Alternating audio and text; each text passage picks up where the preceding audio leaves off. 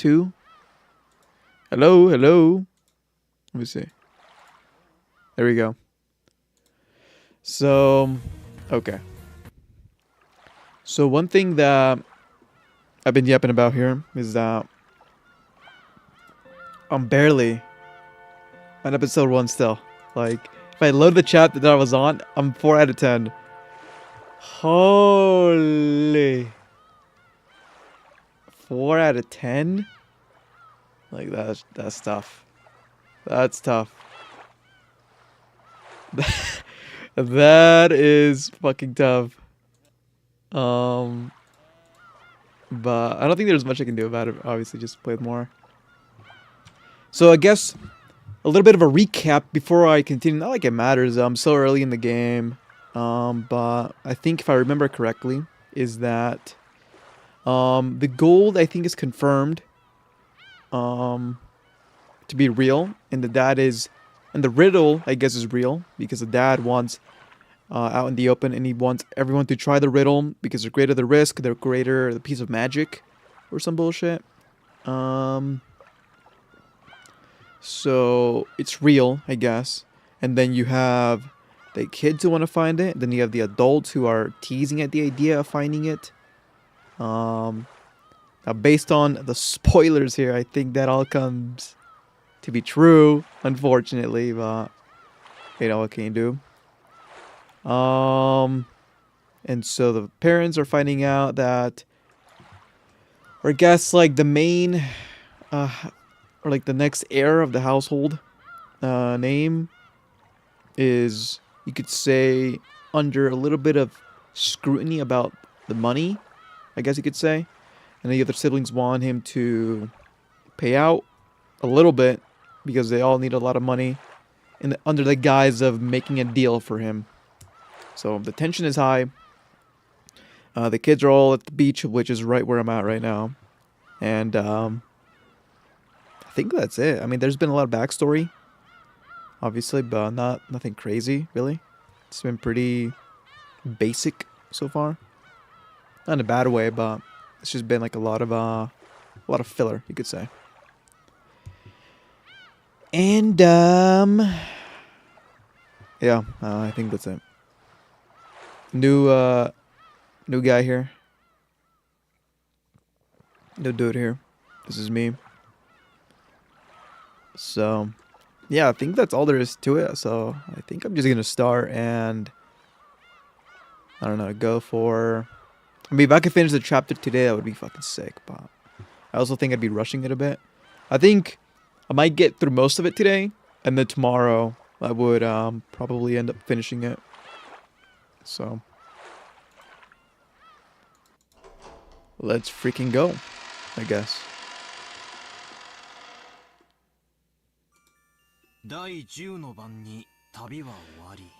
So, on the 10th twilight, the journey shall end, and you shall reach the Golden Land. You really are diligent, Mario. You did a good job taking notes on all of this. Oh. Yeah, well, and also, I guess it's kind of neat that they have involved both parties, like the adults and the kids, within the riddle, even though it's not pertinent just yet. But I think it's pretty interesting that they were able to manage it in a way that isn't like so like obvious, I guess you could say. It's pretty cool, I guess. I forgot a lot, so I write things down. Write things down like Mama said. Okay. There was a notebook inside of the handbag Maria was always carrying around. And Beatrice's epitaph was copied onto it. Thanks to that, we were all able to challenge the puzzle on the epitaph while here on this beach. For Jessica and the others, this was a puzzle that had already been solved several times. And had already gone bored with. But it was a first for me, so I was excited and I couldn't stop. It really tickled my male sense of romance. What the fuck? Let's start with the first line. Behold the Sweetfish River running through my beloved old home of old. Where was grandfather's old home again? Heard of that before. Before the war, the Urishinomiya family had a mansion near Odawara. So, that said, you want to know where... So that said... Okay, hold on, this shit's loud as fuck. Jesus. Is it... Let me check. Is it also loud? I don't know, it's hard for me to tell if it's loud on the... Let me check. If I turn this down... Okay, it does mute for you. Okay, off. Think if I'm like here maybe? And then I can maybe boost it here in the... Oi, oi, oi, oi, oi. I don't know, I think that's fine. Anyways, what was I saying? Go into the game here. Had a mansion near the Odawara, so that said, you want to know about the Sweetfish River that flows through Odawara, right? Yeah, because the river's starting point. Okay, shut up, dumbass. Because that's the river's... Yeah, because that's the river's the starting point. Because that river is the starting point. Okay. Then it's got... And then it's got... Who you seek the golden land, follow its path downstream is downstream in search of the key. What rivers are in Odawara? It's gotta be one of the sweetfish swimming in it. Oh. For sweetfish in Odawara, it'd be the Hayakawa. It's famous for its mountain streaming... Oh, it's famous for its mountain stream fish. I hate fish. Okay. You'll understand when you get older. It'll all be lickety, salty, roasted sweetfish. Yummy. Even though we just ate, I'm getting hungry again. Shall I bring you some biscuits? Huh? Oh, sorry, that's not what I meant. Don't mind me. Shannon-chan, who didn't have an afternoon chores for a while, was faithfully keeping us company. I would have thought that as a serving, accompanying us would force her to take care of us and tire her out, but it seemed that it wasn't so in her case. To the contrary, it seems she was having fun and joining in on the conversation with people similar of age. Cool. Very cool. When I asked, she told me she was a live-in worker. So normally, the only person close in range to her was Jessica. I get that. I get it. That must be pretty wearisome. Alright. So I get that all the sweet fish-filled river near Odawara is the Hayakawa. In that case, we have to go down it. Don't you find it? Don't you find anything if you head down the Hayakawa? If you follow it downstream, you'll arrive in the ocean. Of course, you'll reach them. Of course, you'd reach the mouth of the river. And then the third line of the epitaph as you travel it, you see a village. By the way, since long ago, the mountains of rivers have generally been key points for transportation, and large cities tend to be built there. That'd be the next checkpoint. That's a pretty good theory. Just like you imagine, in ancient times there was a very prosperous old city there. That's where Odawara Castle is. And I think I might have gone to Odawara Castle on a field trip once. It was a wonderful castle. Yeah, I went to Odawara Castle too. Even though I live in a Western style house, it sure is true that Japanese people feel calmer with Japanese style. Wow, that's so cool. Oh, I think castles are boring. Theme parks are better. True. I see. Alright. We find the gold, the great battler Simon will generously reserve a whole theme park for a day and let you play all you want. Still, Odawara Castle, the hidden gold of Odawara Castle. Oh, kind of has a ring to it, don't you think? Well, we figured out that much when we tried this 2 years ago. The village down the river where the sweet fish swim in Odawara. We figured it was probably somewhere near Odawara Castle. The problem is the next line, alright? Let's see where your strange reasoning can take you. Jessica grinned broadly. It was like she was saying that if the puzzle could be solved so easily, she would have found it long ago. Holy, what's up, Derpy? Damn it. I'll definitely find it and keep it all for myself. The fourth line. Yo. You know he's playing this fucking Pikamus. Dude, like I said yesterday. Okay, so I guess you could say I've been playing this game for like, I don't know, like 5 hours, 6 hours maybe, if you include both streams. And I'm like barely 4 out of 10 on this chapter. And there's like 8 chapters. Like, when does Umineko get good? I am nearly 10 hours deep. When does this shit get good? LOL. LOL. The fourth line in the village. Look for the shore the two speak of. It gets good after the twist in chapter 6. So I need to play this shit for for like 80 hours. Oh, okay. Okay, trust. I will try my best. Kappa. Where was I? I don't know what it means by the two, but anyways, the shore. In that village, look for the shore the two speak of. I don't know what it means by the two, but anyways, the shore. What does it mean by the shore? Is there any place near there with that kanji in it? I have heard that there's a place called Sogakishi in Odawara. Huh? Oh, you sure know a lot. So, what does that mean? Shannon-chan, are you also after the gold and trying to solve the riddle? That makes us rivals. It's not like I'm interested in gold. It's just that George-sama told me about it before. That's because we reached the same conclusion 2 years ago. We even went and laid out a map and looked it up. It was about 5 kilometers to the north of Odawara Castle. There certainly was a place called Sogakishi there. But after that, we get stuck. The fifth line doesn't say where the key is hidden in that place. Mario-chan, could you read it for us? Ooh.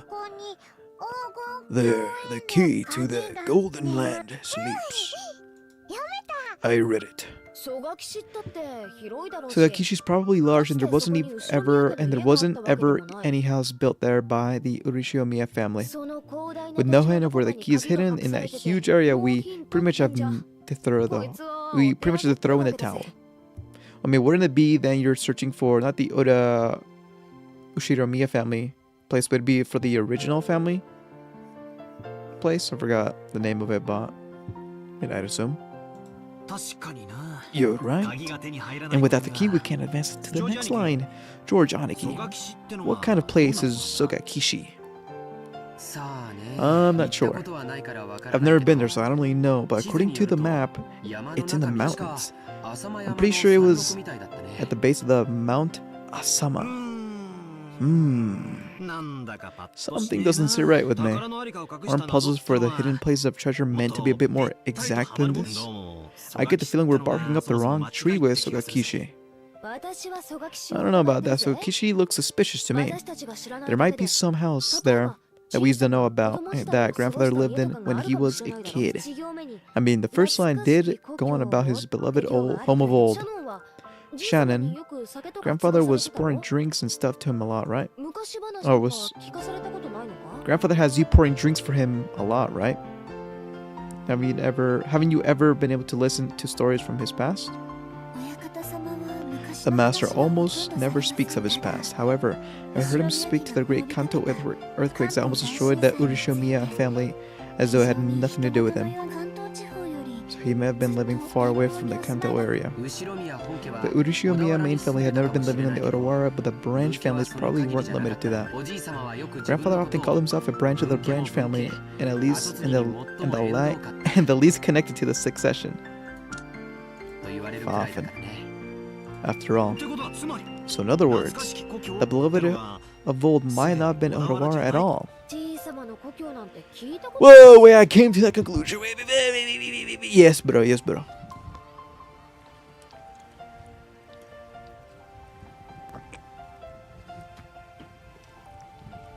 I've never been asked about, never even asked about grandfather's old home, and he probably wouldn't give it away if he did. If I did. If the so-called beloved home of old isn't referring to the Urishomiya family's roots, then Odawaru's theory is wrong from the beginning. Of course, this doesn't remove all possibility that it was Sogakishi. For example, we could have lived in Odawaru when he was still very young, but then moved far away later. Oh, I don't get what you're talking about. Maria's been completely left out of the conversation, and now she's sat puffing out her cheeks in boredom. Well, basically, if we can't decide where the start of our garden game of the Chutes and Ladders, we can't even begin to play. But wait. In the first 5 lines, the thing we're searching for is the key, right? You can enter a door even without the key just by busting right through. Can't we just throw away the first 5 lines and start figuring out the rest? Oh, hadn't thought of that. Oh well, we're just killing time anyway. Let's hear the rest of your reasoning. But in the next part, it quickly becomes disturbing. Shannon-chan frowned slightly. After looking at Maria's notebooks to recall what was written in there. Alright, I agree. On the first twilight, sacrifice is 6 chosen by the key. It sure does get horrible quickly. The second twilight says to tear apart those who are close. Does that mean make them break off their romance? Or literally tear them apart? I don't know, but either way, it's pretty disgusting. Even if we ignore the meaning of the second line, on the first twilight, it's 6 people. And on the 4th through 8 twilights, it's 5 people. So at least 11 people must become sacrifices. Oh, how many people are there? I think there's like, let me see, 1, 2, 3, 4, and you have 5, 6, and those are like the younger kids.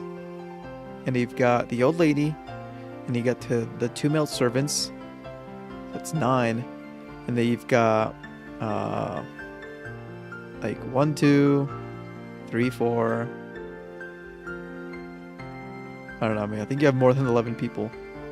If you include all the all the caretakers, and also if you include everyone. Sacrifices to revive Beatrice. I see. Sacrifices to bring back the witch. That's not including like the doctor. That's not including the grandfather. There's quite a few people. I see. Sacrifices to bring back the witch. I guess you can take it that way. As a result, the witch revives on the 9th twilight. This last part is glorious. Oh, the 9th twilight, the witch revives, and none shall be left alive. So everyone dies in the end anyway? And then it's got the goal finally being reached on the 10th twilight that follows. Not sure how anyone shall reach the golden land if everyone is dead. It seems to allow for different interpretations as whether or not a traveler who holds the key would be included in the none shall be left alive part. But there's something pretty interesting written at the end. The lines about how, after reaching the goal, the fourth treasure shall be given by the witch. One shall all be gold. The problem is the next one. It says that she'll resurrect all the dead people's souls, right? Doesn't it seem like this refers to everyone that died in the earlier lines? If you put it like that, the next one, the part about even reviving the loved one, the love they possessed, might be referring to the pair torn apart on the 2nd twilight. That's right. And the 4th one refers to the 9th twilight. The 4th treasure is putting the witch revived on the 9th twilight back to sleep again. If we interpret it favorably, it's a hectic with people dying and being broken up, but it's all made well in the end. The awakened witch once again sleeps, and all that's left is plenty of gold. The witch must have her hands full with all this killing, reviving, breaking up, and reuniting people. Not to mention waking up and sleeping. True. Oh well, we'll just have to tell. Oh well. We'll just when the tale of the hidden gold was getting interesting, as soon as the witch's story is tied in, it quickly gets pretty shady. No kidding. I laughed along with Jessica. After all, a witch was just ridiculous. Of course, once we started laughing like that, Maria, who believed in the witches, got angry. Witches are awesome. They can do anything with magic. Even kill. Even bring back to life. Even give love and take it. Can fly in the sky, become invisible, and even make golden bread out of nothing. Yes. No, my bad. It's just a joke. Jessica apologized, sticking out her tongue, but Maria didn't accept it. She grabbed the notebook back out of my hands and opening the other pages tried to prove that witches existed. Those pages had colored illustrations of witches drawn on them. They conveyed a fantastical image Maria had of witches well. They were not depicted as normal, sinister, crooked-nosed hags flying around on brooms, but as dreamlike people with mysterious powers who could do anything and wore beautiful dresses, just as he would expect from an imaginative young girl, dancing through the sky, crossing a rainbow, dancing all around the night with magical teacups and teapots that would never get empty no matter how much you pour out of them. With a flourish of their wands, the stars in the sky would become candy and pour down. The flowers that produced sweet would bud by the roadside. To Maria, witches were the sole thing that could give form to the magical dreams that so captivated her. The lasting and enriching her reality revealed more and more of its bland nature to her with every inch she grew. That was why Maria believed in witches. She didn't want to dream. She didn't want that dream to be insulted. And for that very reason, nor did she want that epitaph which affirmed the existence of witches to be insulted. Because the witch Beatrice is Maria's dream. To Maria-chan, this is not something that points to the hidden place of gold, but magic to revive the witch. So it was a single bridge between Maria and the witch. Maria was very angry and clung onto George Aniki. Jessica and I scratched our heads and apologized. It might not be possible to smooth things over again like the time she got mad in front of the portrait. Maria didn't want to be easily consoled. As Jessica and I hung our heads, wondering what we could do, Shannon-chan timidly opened her mouth in our place. Maria-sama, did you know there's a ghost story about Beatrice-sama that has been passed down amongst the servants? Yeah, that's right. Shannon, tell us about it. I don't really know, but it's apparently pretty famous amongst the servants. What's this? A ghost story? Yes. It seems the story from before we were born.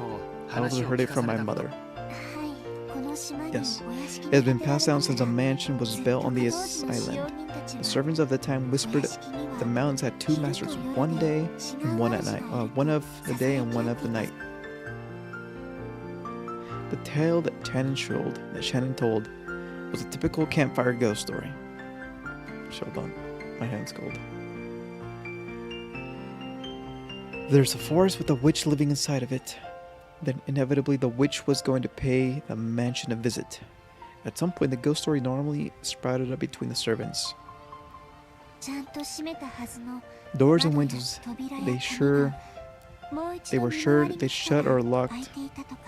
Doors and windows, were sure they'd shut or locked, would be open when they came around to double check. Lights they definitely turned off would be on. The lights that definitely turned on would be off. Things would disappear from where they had been placed, and things would appear when no one had any memory of putting them there. When these things happened, the old servants would say that the witch has visited the mansion, invisible, and had played pranks. Ole. See? She exists. Beatrice exists. Yeah, she exists. I remember often being unable to find my bag after heading to school. Maria puffed out her chest with an ooh as though this was the final proof that the witch existed. If I said it out loud, Maria would probably be hurt again, so I didn't, but... I mean, you hear that kind of story everywhere. Depending on the place, it might be blind on the fairies or something. It's just that on this island, they call it the witch. Of course, you expect that walking around the vast, elegant mansion at night would be a little unsettling. It's an island devoid of people. Since the mansion is so drafty, walking around at night of a thunderstorm would certainly be eerie. In addition, some servants have also seen will-o'-the-wisping, glittering butterflies dancing around. Kanan-kun also said he saw something like that when he went patrolling one night. And recently, the servants have been talking about strange footsteps inside of the mansion near midnight. We have whispering together that Beatrice-sama, when the portrait, sometimes makes herself invisible and walks through the mansion. It happened a long time ago. But I also have heard those kinds of footsteps while patrolling at night. Woo! That's scary. But there's nothing to be afraid of, you know? Beatrice-sama is another ruler of the mansion separate from the master. So she won't do anything bad, as long as you respect her and don't act oddly afraid. However, she's fearsome if you don't respect her, right? Yes. There are some people who quit just before I began working after falling down the stairs and receiving a large injury on their back. I've been speaking badly of Beatrice-sama. Because of that, there was a rumor between servants and Beatrice-sama anger that been brought down upon this person. Oh. Skip. I'm not skipping this shit, man. You're a silly goober.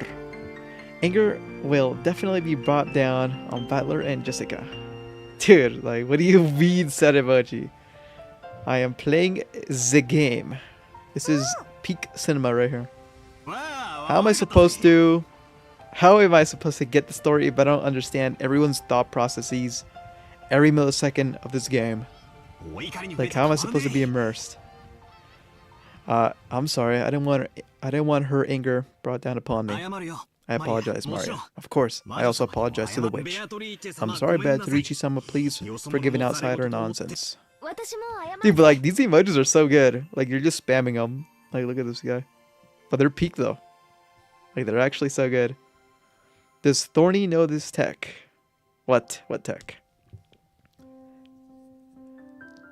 Just reading around or just fucking stalling the game, no skipping? I'll apologize as well. What is this guy biting his nails for? I'm sorry, Beatrice-sama. Will the witch be able to forgive us now? Don't know. Witches are fickle, so they forgive when they forgive when they forgive, and don't know when they don't. Oh, wow, she's a fucking genius, I guess. That's not good.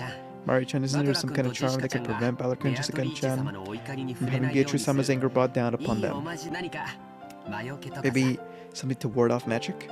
But relying on Maria, who was proud of knowing the most about witches, George was trying to revive her self-esteem. I was once again forced to admire his ability to comfort children. Holy shit, he's talking like Epstein. A little bit. After crossing her arms and pondering seriously as whether there was some charm capable of protecting Jessica and myself from the witch's wrath, Maria began flipping through her pages of her handbook. I had thought it was just a simple scribble diary, but it turned out that there was also many pages that looked like they had come from a book on black magic. Okay, bro. Stop spamming, man. Stop spamming the emotes, man. This fuck. Like, look at this. Black magic? Holy. Okay, I won't speak. I cannot speak. You're a dumbass. She was intentionally comparing several pages onto which had been copied what looked like magic circles. Look, some people... Okay, never mind. I can't say it. I can't say. It looks like the black magic hobby wasn't limited to the grandfather alone. Perhaps she finished her research. She had finished her research. She had vigorously closed the notebook with a snap, threw it into her handbag, and began fishing through that bag's contents. What hobby? Black magic pup.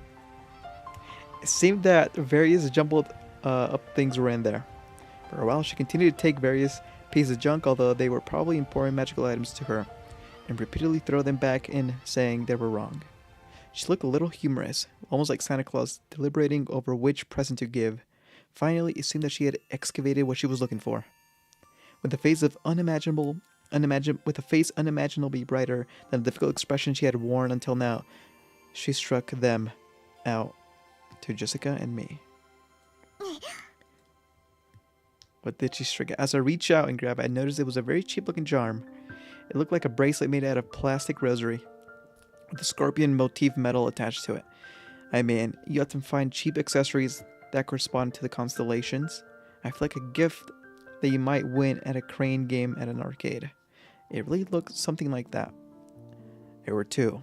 Probably one for me, one for Jessica. However, considering the odd fact that there were two of them, they looked like cheap manufactured goods. It was quite hard to think them as magical items. You're giving these to me and Battler? Oh, these charms, even Beatrice is no problem. Because a scorpion has the power to block magic. Ole. Oh, really? Didn't think scorpions could do that. Battler doesn't believe. Okay. I had inflamed Maria again because I said too much. Maria took out her notebook again and turned to the point and pointed out turned and pointed to the page after page, going on about how the scorpion had holy power and had been drawn on magic replaying magic circles since ancient times. I've heard about that from some other young servants. Something about how scorpion is drawing as a magic repelling symbol in sorcery. Oh, really? Oh, the scorpion protects against bad magic and disasters, and emerald brings peace to the heart. So it has a double effect. Oh, it's true. The scorpion is wrapping around the emerald, protecting it. I see. That is very useful. I really wanted to make fun of this worthless-looking charm, but as I watched Maria explaining the charm with all of her heart, I realized that she had to prepare them out for consideration for us. I felt as though even if it were just a prize from a game center, it would still be beneficial. Material quality isn't what's important about charms. It's about the strength of the feelings behind them. I'd like to think I have enough respect for myself to not make fun of those. Okay. Okay, thank you. I apologize to Beatrice-sama but even in the worst cases when I'm cursed, I'll be safe thanks to your charm. Right, Jessica? Yeah, that's right. Thank you, Maria. Wear it on your arm when you want to have a peaceful heart. If you want to put it in your wallet or your money won't go down. If you hang it on a doorknob, bad things can't get in. A really useful charm. Holy shit.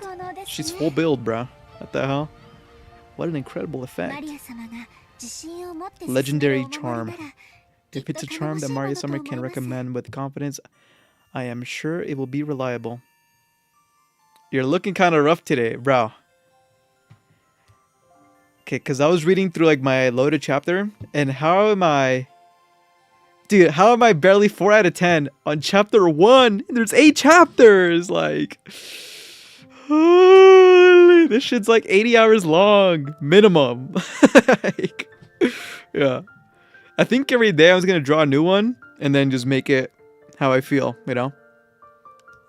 But surely I'll get surely I'll be really happy one of these days. I'll be excited. But it's like, it's so much actually. Not like it's like a horrible thing, but holy, I was not ready. I was not ready to read the whole fucking Red Dead Redemption 2 fucking script.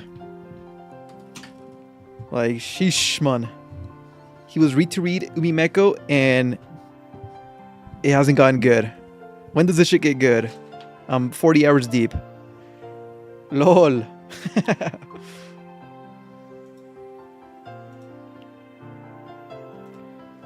As Shannon tapped her chest, her hands tightly together. As Shannon tapped her hands together lightly, Maria stuck at her chest. She was completely cheered up again. If it would keep her in good mood, it would probably be worth to let Maria lead the discussion for a while longer. When you think about it, she has shared in our excitement when we talked about the gold hidden location. I think she has gotten a little bored. True. While eating the cookies, Kumasawa-san had baked. Jessica and I asked Maria this and about the black magic. Maria happily chatted away in response to her questions. For each, George, Aniki, and China-chan would act surprised and agree with everything she said. The color of the clouds in the sky grew progressively heavier, but the cousins really enjoyed communicating freely after 1 year of separation. Ole. Did I just feel a drop on my forehead? He might have. As George Aniki rubbed his forehead, he looked up at the sky. Considering the color of the sky and the dampness of the air, raindrops could easily have started falling down at any moment. It also seemed the wind had gotten a little stronger. Oh, I didn't feel a drop. I'm the only one. Calm down, neither did I. Calm down, pup. Anyway, I'm sure it'll rain so much tonight that everyone will get the same amount of raindrops. That's right.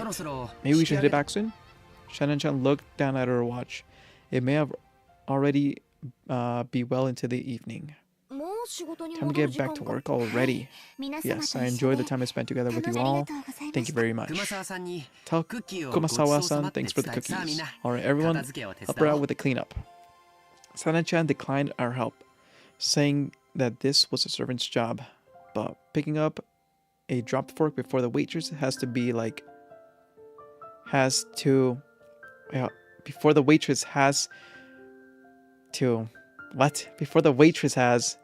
is to like a purpose in life. What? Thorny is so thorny coated, or George is so thorny coated. Let me think.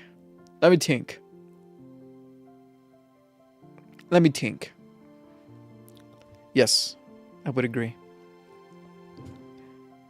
Let me tinks. Yes. Okay, so Thorny's is everyone then. Thorny's like the eldest brother. Thorny's fucking George. Like, Fuff. This guy's everyone, man. He's him. We folded up the blanket, gathered up the trash, and helped clean everything up. Oh, the trash is getting away! Yeah.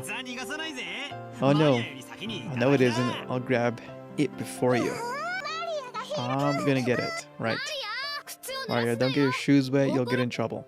To Mario, chasing after some trash the strong winds had sent flying was just like the extension of our playtime.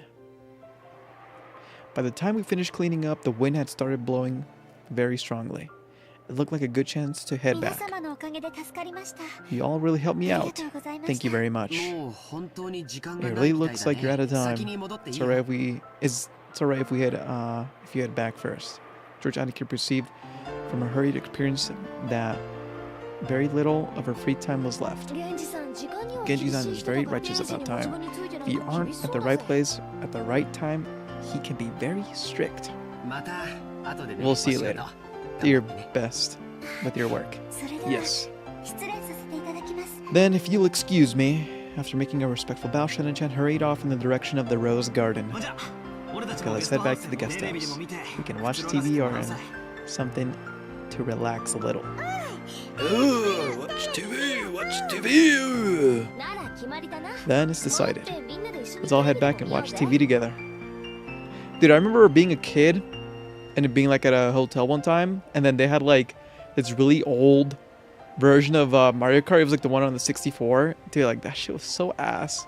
And then after I played it for a little bit, and when we were getting off, like my mom got charged for me playing on that dog shit. Like I cannot believe they charged extra just so I can play some fucking mid shit. It kind of sucks too because I was exposed to Mario Kart Double Dash, which was like, in my opinion, like the best one ever made for the GameCube. And so I was super let down that the one we had at that hotel was like some fucking dog shit 64. And my mom had to pay for it too. Like, gosh, unlucky. What can you do?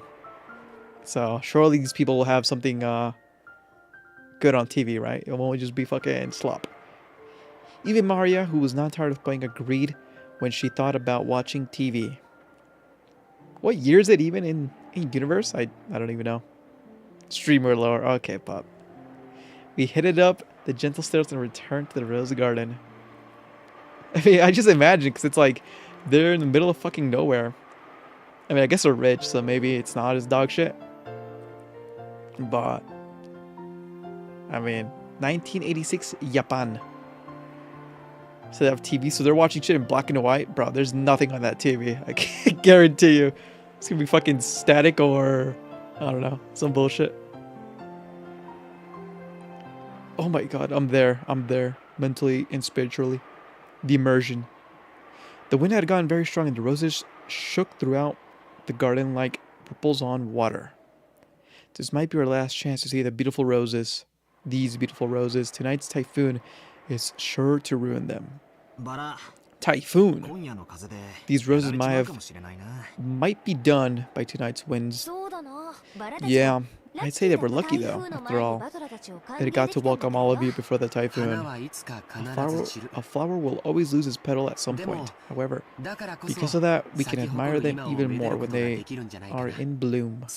That's right. Maria, burn this image into your eyes. At this moment, they are the best roses of the year. Burned into eyes. Right then, Maria suddenly clapped her hands, as though she had remembered something. My rose, the typhoon will send it flying. Oh yeah, I forgot about that. But the rose of the tide, because it was like deformed or some shit, I don't know. Do you mean the unhealthy rose Judge Aniki marked with a ribbon? Yes. It seemed that Mari remembered where the rose was. She ran at full speed. The rest of us followed her.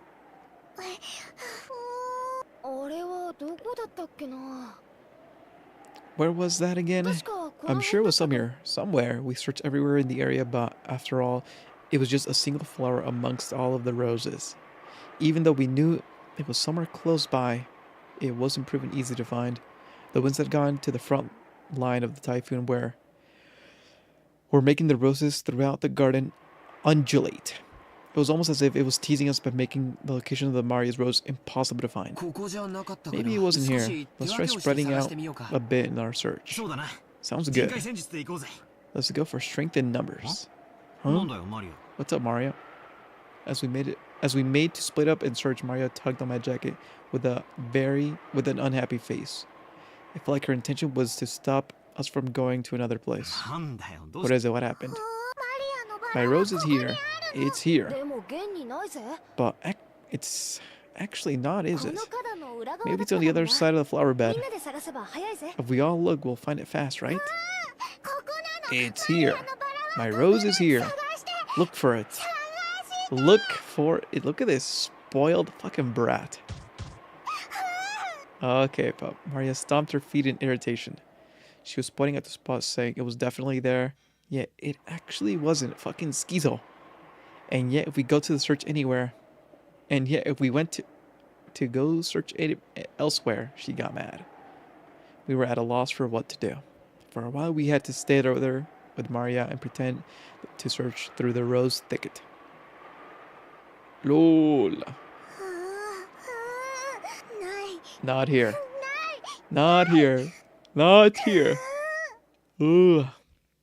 Maybe she's saying that it should be here, but it wasn't. If it isn't. Maria became increasingly ill-tempered. Oh man. Maria is really losing her temper. Maria sometimes starts to care about really pointless things. If she gets what she wants, that's alright, but you can't find something that isn't there. That's not good.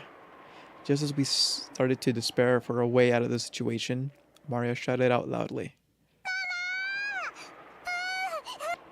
In the direction she was waving her hand, Aunt Rosa's figure was visible. Maybe she wanted to look at the garden one more time before the typhoon came. Or maybe she had some business out at the guest house. Aunt Rosa was coming up from the mansion. She quickly noticed her daughter's voice and came over. Oh my, what happened, everyone? Are you looking for something? Look for it, Mama. You look for my rose too. Okay, your rose. We found an unhealthy rose around here and marked it. We got a candy paper wrapper. Or something around it, right? Or something around it, tight, Paw. Maria, if I remember correctly, it was growing right in the front. It really stood out, didn't it? Unless it grew legs and ran off somewhere, it must be somewhere else. Are you just remembering it wrong? It is here. It is here. Battler doesn't believe. For the umpteenth time, will you please stop that oohing nonsense? True! Fucking W Rosa, bro. Mama will look for us, so stay quiet. Shut up, you little bitch. I was a little surprised to see Aunt Rosa, who I had only seen as a gentle kid, angry. Auntie Rosa began searching as well, so we went along with her for the time being. But we were already more than sure it wasn't around here. And so Aunt Rosa also realized very quickly it wasn't here. The rose isn't here. Did he mistake this place for somewhere else? There are so many roses around. That's wrong. It is here. Mama doesn't believe. I don't believe you. That's why I'm searching. I do believe you. That's why I'm searching. But it isn't here. But it is here. It is here, but it isn't. Schizo. Someone must have ripped it out. Just stop whining like that. Who ripped out my rose? Who? Give it back. Give it back. How should I know? Stop it. Stop that whining. Holy. She's pissed. Let's take in the music real quick.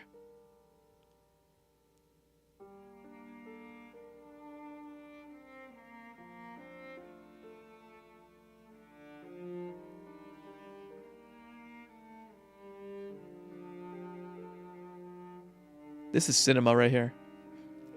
Oh wait, Auntie Rosa slapped Maria's left cheek with her palm. Ignore that, hold on. I'm listening to Peak right now.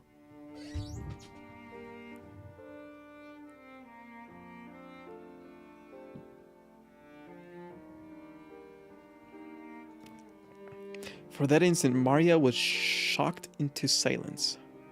Of course, it was only for an instant. When Maria realized that her wish was being rejected before it could be fulfilled, she started yelling with an increasingly louder voice.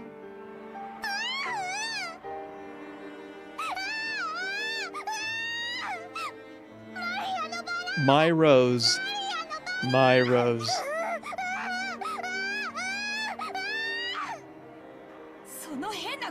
Didn't I tell you to stop that weird habit?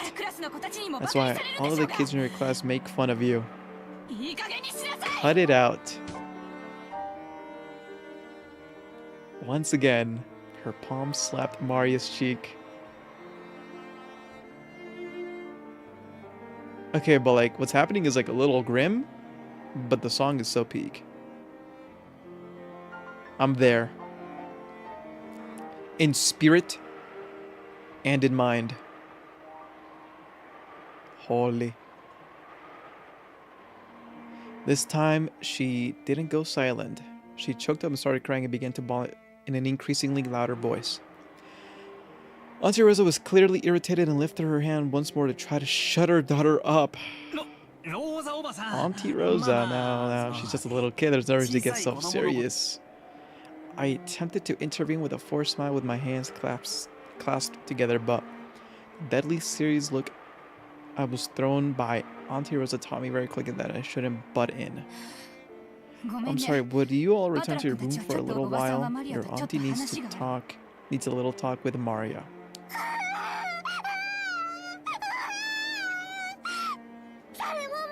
Nobody believes in my rose, even though it was here. Look for it. Look for it. Here, it was here.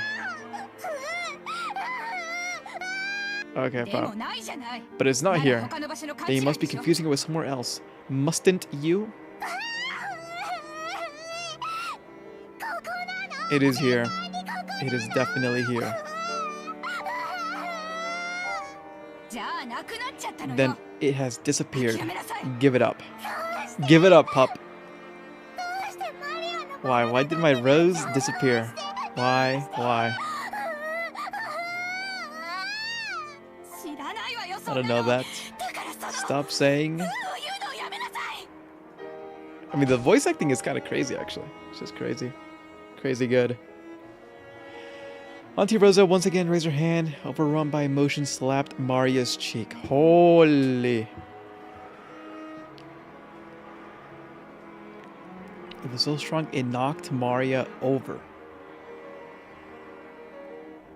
Hey, Auntie Rosa, even if she's your daughter, you shouldn't be violent like that.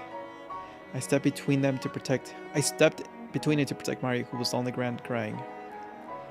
I know that the problems between the parent and child are none of my business as an outsider, but I wasn't brought up just to silently observe something like this.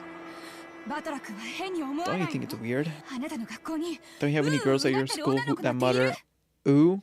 Well, I'm in high school, but for an elementary schooler, I think it's pretty cute. Cute. Saying ooh isn't cute.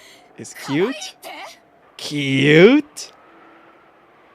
It seemed that my reckless words had brought Auntie Rosa wraths upon me. Down upon me.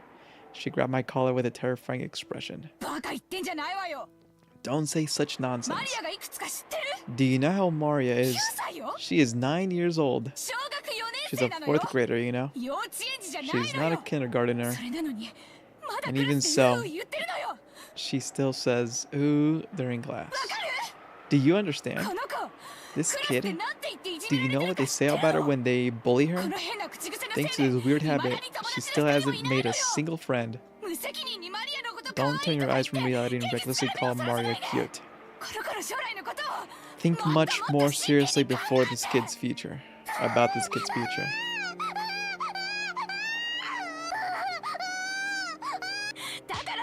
I told you to stop oohing. Didn't I tell you to stop it? Holy. Auntie Rosa struck Maria's quivering head from which an increasingly unsatisfied voice was rising. I tried to stop her, but she thrust me away. My back collided with George Aniki. A long time ago, Auntie Rosa also thought of it as nothing more than one of Maria-chan's baby words. But she is now midway through elementary school, so the fact that she hasn't been fixed has bothered her a lot recently. It's not like it matters what kind of words she uses. You can't become a proper member of society like that. So even though it's not a pleasant scene to watch, this is a problem between mother and child. Well, my mom was always giving me hell for how I speak too. If you look at it that way, maybe an outsider shouldn't interfere with this, even though it's painful to watch. That little coon, didn't you have any bad habits as a kid that you couldn't fix and got you in trouble? Well, one or two. One Parents' Day, I got a huge telling off in front of everyone, and it was so embarrassing I couldn't stand it. Well then, you understand Maria-chan's feelings right now. I'm sure she doesn't want us to be here now. Do you understand? As well, Jessica-chan? I don't think anyone likes to be seen when they're being punished. Let's go. Let's return to the guest house, then Maria-chan comes back. Let's welcome her as if nothing happened. That's probably for the best, isn't it? We thought that George Aniki's point was probably correct. As if we could use that correct sounding reasoning to justify our retreat from this painful scene, that was probably enough for us. Jessica and I nodded at George Aniki and we all left. We called towards Maria that we were heading to the guest house, but since it didn't seem to reach her ears, we felt guilty and shameless even saying it. In that case, look by yourself as much as you want. Mama doesn't care.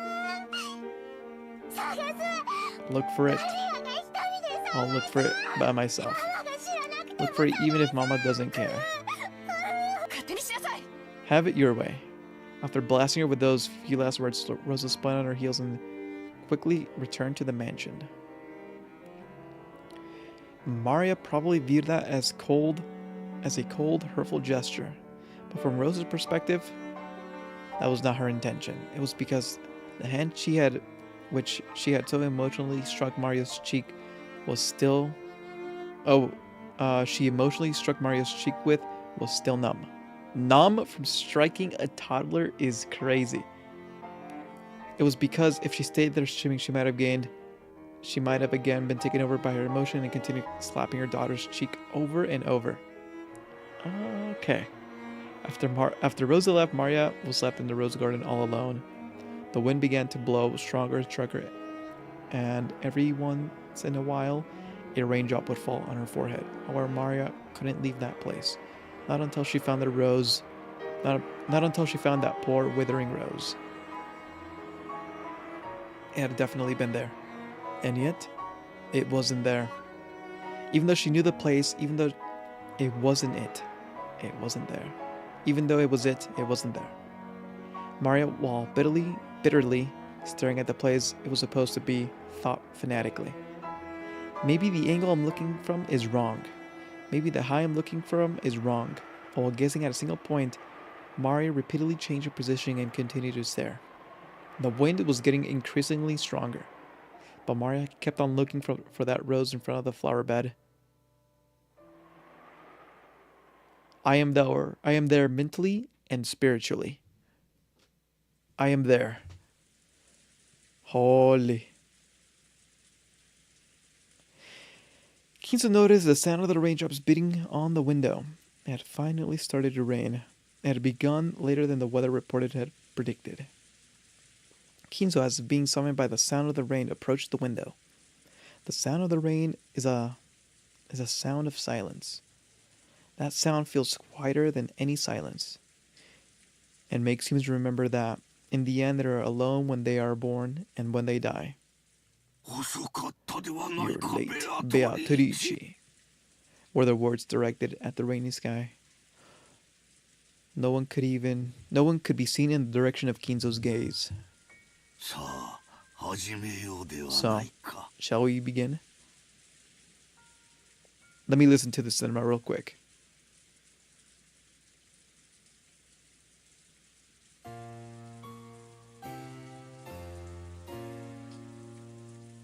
Yes. Yes.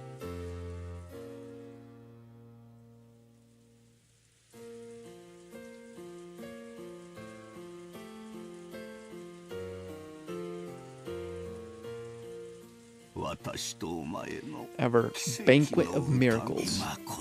In this very moment, this island has been cut off from the world. Now there are none who can interrupt my ritual. There are many fitting sacrifices for you. 4 of my children, 3 of their companions, 4 of my grandchildren, me and my guests and my servants. You may eat up as many as you please. The key of fate will select the sacrifices in accordance with the demon's roulette. And if that roulette chooses me, then I will become your sacrifice. However, because I will bet on that madness, I will definitely create a grand miracle. I just noticed he's got your hairline of hell. Okay, pup. Mine is not that bad. Mine is like about... Okay, hold on. Okay, we don't speak about the hairline, okay? Sure, no, mine can't be this bad, bro. It can't be. Kappa.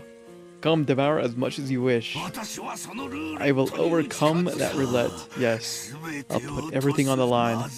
First, I will return the headship of the Urishumiya family. Then, take it. Ole. As Kinzo violently opened the window, he ripped the golden ring from his finger and forcefully threw it away. At that moment, thunder resounded, giving an illusion that the lightning had accepted the ring. And when you are resurrected, it will become me who stands there. I will live until the end and watch over you as you awaken. Now come, Beatrice. It kind of sucks that the very intro of like the game, when it plays like the, you know, like the intro, it actually does like spoil so much. Unlucky. That's all I can say. Welcome to my banquet. In exchange for all that I have created, show me the miracle one final time.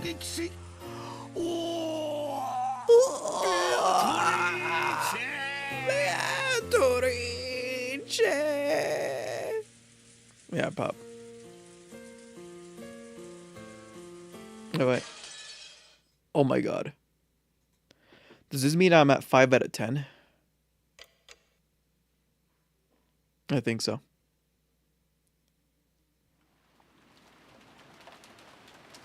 5 out of 10. Easy. A news ticker popped up on top of the TV program we were watching. The disaster report told how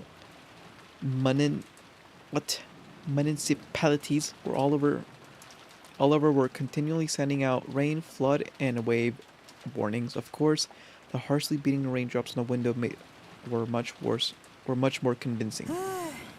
This rain's incredible. Still, when it's raining this hard, it feels like it's going to stop soon. You wish. They said the typhoon's moving slow, so it could be like this all day tomorrow. And even a little weather wouldn't be enough to stop the boats. Wait, what? Did I read that right? Logs. Even a little weather would be enough to stop the boats. Okay. It looks like we won't be able to head out on Sunday after all. I'm glad I was cautious and didn't make any appointments for Monday with the outside world. I guess this means it looks like we'll be skipping school Monday. Living in the island's starting to look pretty good too. Come to think of it, Jessica. You have to take the boat to school every day, right? What do you do when the boats are closed down? Do you stay at home when it rains or show up late when the wind's blowing like King Kamehameha? If the boats don't come, I stay home. Still, it's not as good as it sounds. Most of the time I get ordered to do private study and they're super anal about checking it, so it's not like I can take it easy. During the rainy season, when the weather stays bad for a long time, you must be forced to miss a bunch of days in a row? Yep, that happens. But then every single day, I'll get a call from my homeroom teacher sourly instructing me on what to study and what to turn in. She can't slack off as easily as you're thinking about it. She has to follow the rules for people that travel to school by boat and get a good amount of studying done. It'd actually be easier to just go to school. In my own room, I get distracted and can't concentrate. Plus, being made to do nothing but workbooks for several days straight is really mentally stressful. When I'm ready for college, I really just want to go to some place with dorms and say goodbye to the good riddance to this pain in the ass island. Wow, the pains of living in a mansion on an island. Wow, that, please miss me with that. That would suck. So, by the way, what do you do when the weather is good in the morning, but then it gets bad on your way home, that the boats are closed? Do you spend the night at school? It actually happens a lot, so they have some lodgings there for people who can't get back to the island. I stay over there. Sometimes, when it gets really bad, I can't get back home for a few days at a time. If you look at it from the perspective of those who have to go to school every day on a train packed to over 200% capacity, it's easy to irresponsibly think that going to school on the boat seems pretty interesting and fun, but it's actually hard work in a lot of ways.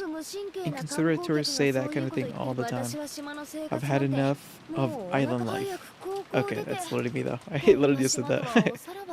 I just want to finish high school quick and leave this island behind. There must have been full boarding schools you could have gone to? Why do you go to this? Why do you go and choose the school of Nijima? That's what I wanted from the very beginning. My mom said it's going on. How about I need to learn manners and discipline as a successor to the head. In the end, I got stuck with a high school close to home. Man, I hate this island. I just want to go and live in a city. A city where it doesn't matter if rain or even spears fall from the sky, cause as long as you stick some casual clothes and sandals on, you can still get from the shop in less than 5 minutes. True. Hold out just a bit more. It's only a little longer you graduate high school, right? I can't wait a little longer. Just got stretched out and reclined on the sofa. Maybe because now was a bad time slot, but there weren't any interesting programs on. Holy shit, I call it. It's gonna be fucking slop. And we had nothing to do but languidly kill time until we were called for dinner. Dude, imagine living like this, like no Wi-Fi, no games, no nothing. You're just existing. Like, what do you even do? In the end, Maria had not returned. Maria had not returned to the cousin's room. She had probably been brought back to the mansion by Aunt Rosa, which had been pretty boring for Maria. All by herself while the adults were having a confusing conversation. We thought we might head over to the mansion to see her, but after all, there was this lousy weather. There wasn't much time until dinner, so we stayed where we were.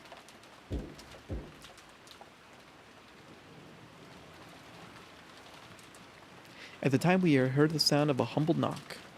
Jessica answered. Oi! The preparations for dinner are complete. Please come to the mansion. It was Kanan-kun's voice.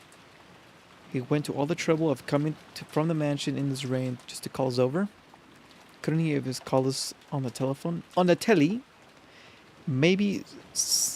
oh well. Maybe sometimes part of the servant's duty is to go against common sense. True. Just when I was getting hungry. Let's go. My guess is that the kid isn't going to be there, Maria.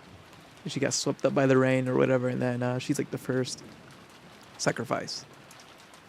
Is what me thinks. Just a little prediction, but maybe I'm wrong. Probably I'm wrong. George Aniki turned off the television instead of. My stomach's been growling for ages. Many Sami dinners were always fancy as hell every time. And didn't go to San say it was calf steak or something? Ooh, I can't wait. They get even more fabulous on the day of the family conference. Even I'm looking forward to it. Let's go. Let's go. As we left the room, Kanan-kun bowed silently and respectfully. Alright, let's go. Is the rain nasty out there? Yes. Please take care to not get your garments wet. After seeing the three of us out, Kanan-kun peered into the empty room. Is Maria-sama not with you? Nope. Isn't she with Auntie Rosa? Oh no. Oh no! Rosa, lying on a sofa in an empty parlor, had fallen asleep at some point. She was bearing the burden on her shoulders that the children could never even imagine. Therefore, even when she let herself relax, the exhaustion quickly led into her world of sleep. Realizing this, Genji brought a blanket over to her. When he tried to spread it over her, her eyes snapped open as though she had received an electric shock. Oh, it's you, Genji-san, thank you. She had realized the thing that had touched her was just a blanket, and that Genji-san had been considerately giving it to her. She let out a sigh of relief. Did I wake you? My sincere apologies. No, it's okay. I hadn't planned on sleeping in the first place. What time is it now? Asking for the time, Genji checked his pocket watch for the time, and he took out his chest pocket. Pocket watch he took out of his chest pocket. It is slightly after 6 o'clock. Rosa gave her a little shake. Rosa gave her head a little shake and realized that even though it had felt like she had slept for a long time, not much time had actually passed. Even though she didn't feel rested at all, the drowsiness that wrapped around her head very deep. Thank you. I'll be fine without a blanket. I mustn't sleep that at such a strange time. True. Anyone listening? You mustn't sleep at such a strange time. That's all I'm saying. My sense of time has been completely thrown off. The rain has finally come down, I see. Rosa finally realized that the peaceful sound that had been put in her sleep was actually the rain that had been starting to fall. That had started to fall. The wind is blowing hard too. Perhaps a typhoon is finally upon us. That is what they're saying on the television. The typhoon is moving slowly and they expect it to be like this throughout tomorrow. I see. That wonderful rose garden. That must be the last place. That must have been the last chance to see it.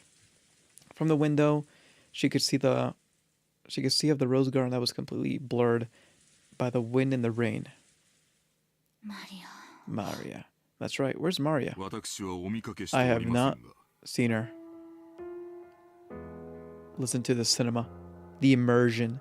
I am there. Spiritually. In my heart. The tension, you could cut it with a knife.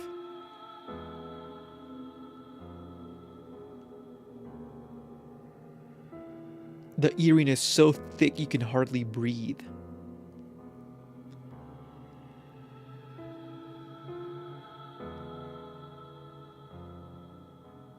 It is impossible to take deep breaths as it feels you're choking on the tension. I would think she has returned to the guest house. Rosa knew her daughter's nature well. And a chill ran up on her back. Maria was stupidly straightforward to the point that stupidly could be repeated several times. And if she was ordered to find something that didn't exist, she would look forever and ever. Even if the rain was pouring down. The cousins left the area, so Maria was alone. Unless someone told her to stop, she would stay there even if spears fall down from the skies, without even opening an umbrella. What have I done? Losing control of my emotions. As her mother, she had known about Maria's foolish straightforwardness better than anyone else. Yet, she had once again lost control of her emotions and done such a horrible thing. Maria. Fuck! I skipped it. GG. Rosa pushed Genji away and ran down the hallway.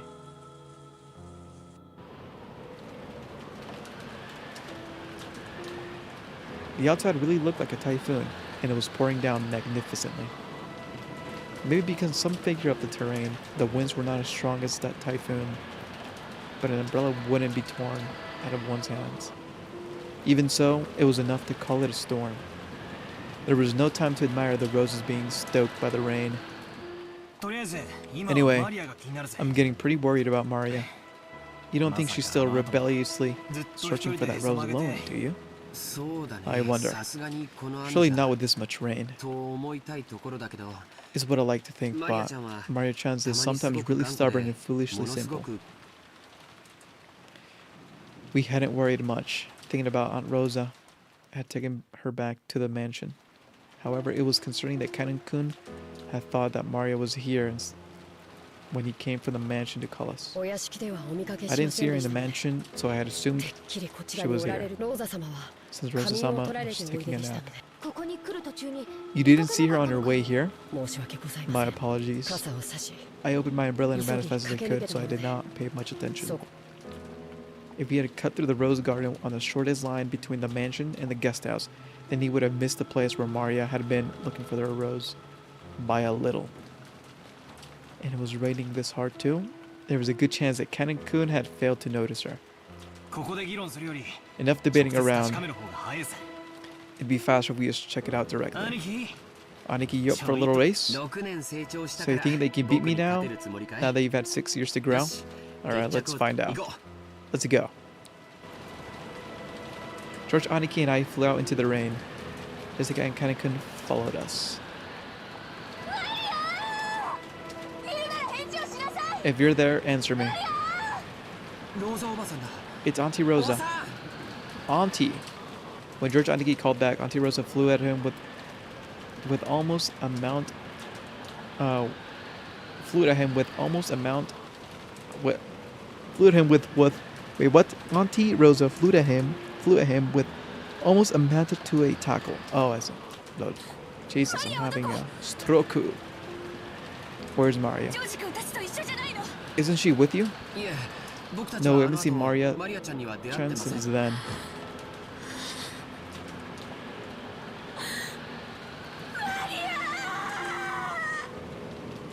Six years ago, Maria had been 3 years old. She had been a cute and pure kid who would accept whatever anyone said. But 6 years had passed since then. She was 9 now, and experiencing the good and bad parts of life should have taught her something. And yet, she was still as innocent and pure as she used to be.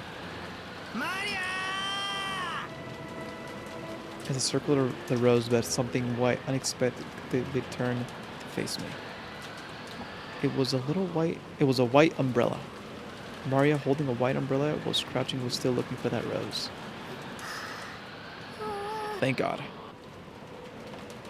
Her face, which had turned bright red from her crying her eyes out, was dirtied with water and mud. It was truly a pitiful sight.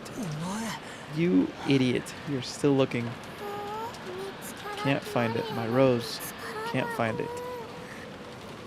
Maria had probably been there since the rain had started pouring down. It looked like her shoulders were freezing. She looked tired to the bone, but fortunately she was still holding an umbrella. She was not completely soaked. It was probably an umbrella from the handbag that Maria was always walking around with. Thank goodness. Seriously, thank goodness. Batula-kun. Thank goodness you found her.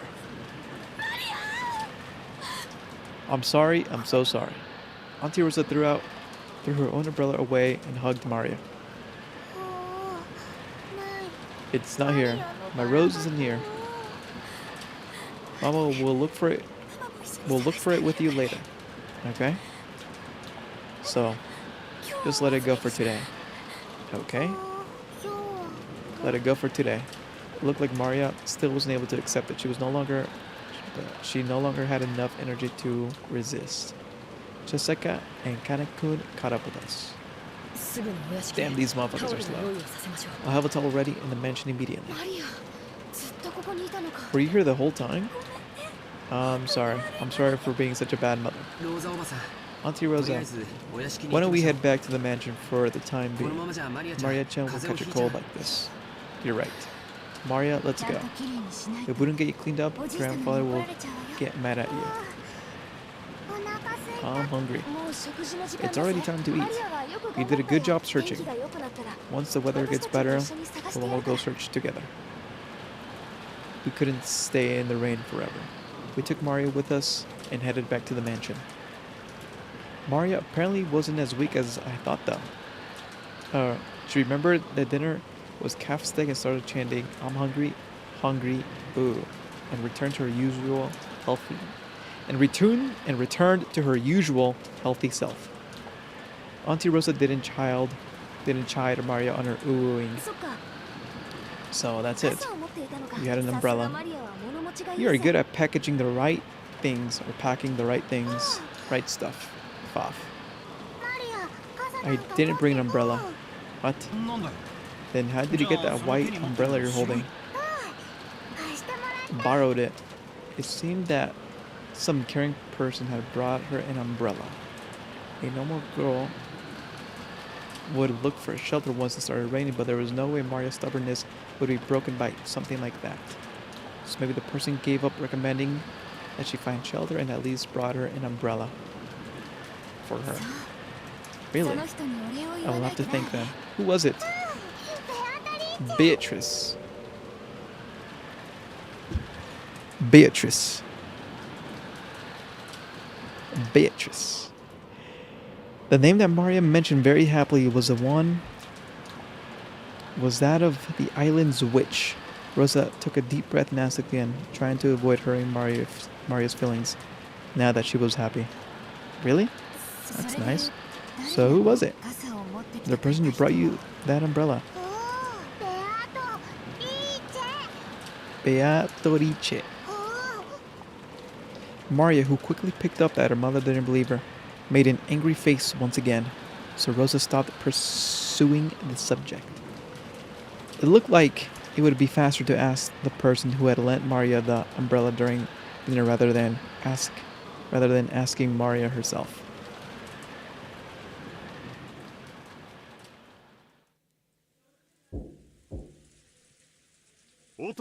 Father, please join us for dinner. It won't be a family conference like this. Along with a dull pounding on the door, the sound of Kraus' entreaty could be heard. However, that voice seemed to harbor a sense of resignation, that its sound would not reach its intended ears. Kinzo-san, won't you at least go out for dinner? Haven't had all of your children gather here to see your face? Silence, Nanjo, so the bishop won't work. One move short. Apparently, Kinzo was completely focused on the battle of his long-lasting chess match with Nanjo. His brow wrinkled. He continued to glare at the game board, though his spectacles Krause's voice didn't reach his ears. Kinzo-san, I'm also hungry. Won't you go down to eat? In that case, you can go by yourself. Let me consider this next move for a little longer. We're going to finish it tonight. Otherwise, it looks like this match will never in eternity be settled. Nanjo stood at the seat, hoping that this would prompt Kinzo to do the same, but Kinzo's eyes never left the chessboard. He knew well that Kinzo always displayed a blind concentration when it came to chess, but he had never seen Kinzo as focused as he is now. He was acting almost as though he had just said this game wasn't finished tonight. There would never be another chance for them to continue their contest. Further attempts to persistently call him would surely not reach his heart. Nanjo gave up and headed to the door that Kraus was banging on. The door to the study opened. Kraus took a step back. Surely Kinzo hadn't actually come out. But it was Nanjo who stood at the door. Kraus's breathed a sigh of relief. Dr. Nanjo, it's father. I'm sorry, I couldn't be of service. Kinzo-san's world is nothing but this room now. Nanjo shook his head with a completely defeated expression. Kraus raised his fist one more and banged at the door, shouting, Father, can you hear me? We're heading down, but anytime you feel like it, please join us. All of your children are waiting for you. The voice was very loud. The door was being noisily pounded on. There was no way it wouldn't reach Kinzo's ears. It was reaching him. However, he was ignoring it anyways. However, unlike the time he was being called down for lunch, he did not get into a rage. Kinzo was now simply calm at heart. It was almost as if though he had attained a piece of turning himself over to fate. I am not interested in dinner nor in my son's faces. I will only leave here when Beatrice is resurrected or when I am chosen as a sacrifice for the key. The demon's relay has already started spinning. What meaning does dinner have at this point? As though the painfully loud banging at the door had completely failed to enter his hearing. Kinzo, in a state of total peace, silently thought about his next chess move. Just as always, Kinzo was the only one missing from the dining hall. Kraus, wearing a bitter smile, returned with Nanjo. Just as always, father is not feeling well. He truly regrets missing this once-in-a-year opportunity to sit together with his gathered relatives. Eva and Rudolph snickered. Judging by Kinzo's character, he didn't regret it at all. None of his relatives regretted that he hadn't appeared either. Then why don't we start dinner? Goda, get it started. Certainly. Well then, ladies and gentlemen, shall we begin? Upon being told to begin the family conference dinner, his highlight sense for the whole year, Goda nodded, grinning broadly. I was wondering, Who was it that lent Maria an umbrella? When Rosa timidly cut through the silence of the dining hall, everyone there turned their attention to her at once. Umbrella? What's this about? It started to rain while Maria was in the rose garden a short while back. It seemed that she borrowed a white umbrella for someone, but I wanted to thank them. It wasn't one of us. After you went out, Rosa, we changed rooms and continued our friendly chat the rest of the for the whole rest of the time. That's right. Even after that, us siblings kept on with our friendly chat. The word friendly felt awkwardly from Hideyoshi's lips. So that even those that hadn't been there realized it hadn't been a pleasant conversation. At the very least, it certainly couldn't have been me, Eva, Rudolph, or even Hideyoshi-san or Kairi-san. We were together the whole time, even after Natsuhi-ni-san and Rosa left. The whole time until the meal started. Ni-san went up to the study with Genji-san to call father. At that time, the rest of us went straight to the dining hall. So it wasn't one of us. For a consideration like lending an umbrella, wouldn't it be one of the servants? So, Goda-san, I had been in the kitchen the whole time preparing. My sincere apologies. Goda-san looked disappointed about missing this chance to show off. At that time, Shannon and Kumasawa prepared pushing the serving cart loaded with horse deo. What? I'm not gonna try. with horse. With what? I've got to try. Hold on. With whole de vue. Okay. Whole de vue. That has to be wrong. Then perhaps it was Kumasawa-san or Shannon-chan. Sorry. Have I made some mistake? Shannon shrunk mistakenly, thinking that she was being accused of making some error or having come in part way. No, you haven't. When Maria-chan was alone in the rose garden, it started to rain. Someone gave her an umbrella. Auntie Rosa said that she wanted to thank that person. Beatrice. Maria, her mouth a thin line, said the witch's name in a small voice. Auntie Rosa explained the situation one more time. And she did. Kumasawa-san cackled. It wasn't us. Shannon and I were preparing the rooms together, so we did not go outside. Yes, I apologize for not being able to help. Preparing the rooms? What do you mean by that? Because of this rain, I thought it would be difficult for all of the guests to return to the guest house. So I ordered the servants to prepare the guest rooms inside of the mansion. Really? How thoughtful. That's right. It would be rude to chase us outside in this rain, wouldn't it? Could you give it a rest? Yes. We received order from Madam and I, Kumasawa-san, and Kanan-kun were preparing the rooms. Then it became time for dinner. Since we had received an order from Genji-sama to go to the guest house and call the children, Kanan-kun left on our behalf. Yes. In that case, did Kanan-san find Mario on the way to the guest house and hand her an umbrella? That's not it. The person who had actually received the umbrella denied it. Rosa was troubled. All she wanted was to give the word of thanks to the person who had lent the umbrella, but she couldn't find them. And she had thought that asking like this, with everyone gathered for dinner, would work immediately. Then Natsuhi-ni-san, I'm sorry. After my friendly conversation with everyone, my headache was so bad I had been resting in my room. Therefore, I did not go outside. Then who? George-kun, the kids? That can't be right. No, it wasn't us. We were watching television in the guest house the whole time. Actually, we thought Mario had just gone back to the mansion with you. Then Kanan-kun came in. He asked whether Mario was with us. That was when we first realized that she wasn't in the mansion in the first place. If it were me, before lending her an umbrella, I would have grabbed her hand and pulled her under a roof.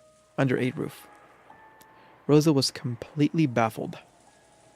One by one, the relatives and the servants were claiming it wasn't them, even though it really wasn't something anyone would need to hide.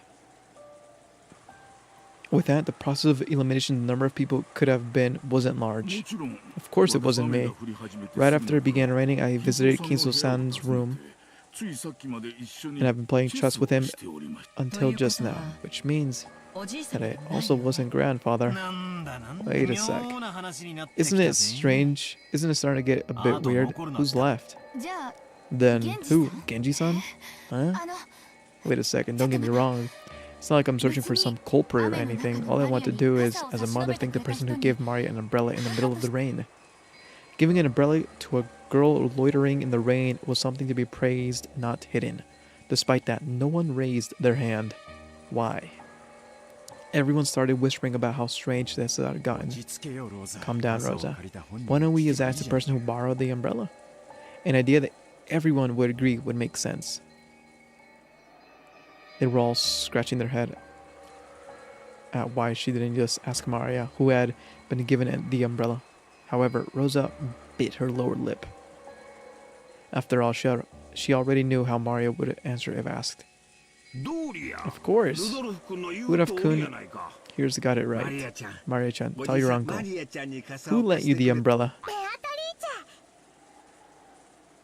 The dining hall was wrapped in silence for an instant, but that soon broke it and wrapped it in laughter. I see. Beatrice, the witch of the forest, felt pity and lent her an umbrella. What a nice story. Rosa, there you go. Rosa didn't seem satisfied. She just wanted to say thanks for the umbrella. Why did everything have to be so clouded in smoke? Just like Uncle Kraus said, Beatrice lent it to me.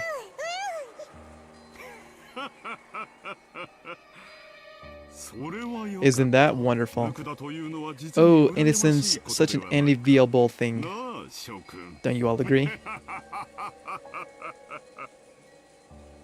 Kraus was laughing with a face that clearly was mocking her, but Maria, apparently feeling that her claim was being believed, was overjoyed. What's going on? Don't tell me a witch really appeared and lent her an umbrella. Jessica asked me in a small voice that wouldn't carry over to Maria, who was sitting across from me. Has Maria ever been the type to joke? If we had heard that kind of story pop out of nowhere from that old bastard's mouth, we would have taken it just as another joke. However, coming from Maria's mouth, it had become somewhat inexplicable, strangely unsettling. No way. She's always been frank and serious. She's always just swallowed up jokes that were supposed to be obvious lies. I have never even heard her cracking a joke. Auntie Rosa probably knew that better than anyone else. It appeared that, because of this weird situation, she had no idea what was going on anymore. So, if Maria says that she borrowed an umbrella from Beatrice, that definitely was Beatrice. We're talking about Maria here, so I can imagine it was some kind of metaphor or joke. It might be best to take what she says at face value. Then what's going on? Are you saying that Genji-san or someone put on that fancy dress from the porch and gave Maria that umbrella? I have no idea. Actually, that's what I want to know. Jessica shrugged jokingly, but her expression wasn't completely jokingly. Or wasn't completely jokingly. One sec. Oh, yeah. No! Hold on. I skipped it, man. I skipped it. Once the whole debut was set out and Goda showed off the vast store of knowledge, the meal began. A couple of casual chats broke out here and there, but they seemed somehow distant. It was a quiet dinner, granting no respite from the intrusive sound of rain that was creeping into the dining hall.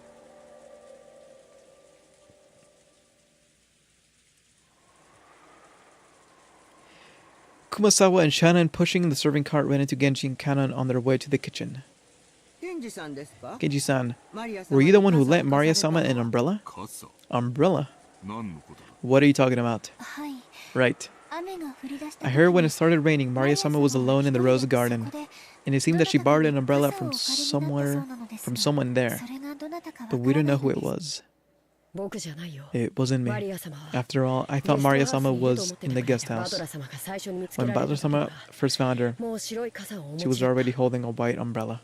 My apologies, but it wasn't me either. Then, you don't think it was the master, possibly?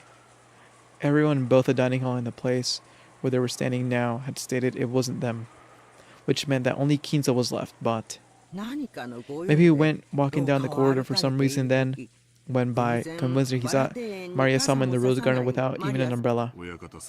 The master does not particularly like Maria-sama. I agree. I can imagine that. Just for Maria-sama, he would be troubled too. He would trouble himself to go all the way down the stairs to carry an umbrella directly to her. Oh my, how troublesome. That means the one who lent Maria-sama an umbrella really was Beatrice-sama. Kuma-sama laughed like it was just like the relatives in the dining hall had laughed it off. She couldn't think of any other way to break through the smoke veiling the current situation. Just then, the crisp sound of claps clapping twice rang through the hallway. They all turned around to see that it was Goda who was coming out of the dining hall. Chop chop, everyone. When serving a dinner, it is essential to make sure the dishes are served with proper timing. Please immediately see to setting out the soup. Genji-san, the women in the middle are important. The women are in the middle are... What? The woman in the middle of an important job, so please don't get in their way. Kanen glared at Goda for being rude to Genji, a person Kanen respected. Genji, realizing this, patted Kanen once on the shoulder, as if to warn him. Kanen reluctantly turned away and returned his expression to normal. Obey Goda's order. Let's now hurry and prepare the dinner's table. Come on, we have no time. Don't just dawdle around. Hurry. Dawdle around. Goda grabbed the serving cart from China and drove it past her, heading towards the kitchen at pace. And please allow us to return to the kitchen. After all, Goda-san's patience is very short.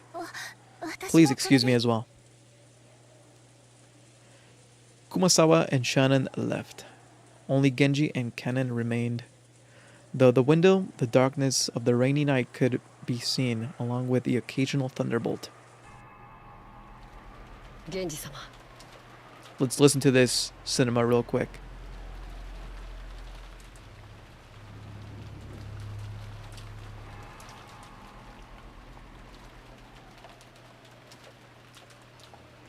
It's pretty good. Very immersive. Genji-sama. Has Beatrice really returned? I don't know. Oh shit. One sec. Getting comfy. We should inform the master. There's no need. If she has truly returned, she will eventually appear before the master on her own accord. Furthermore, she's a fickle person.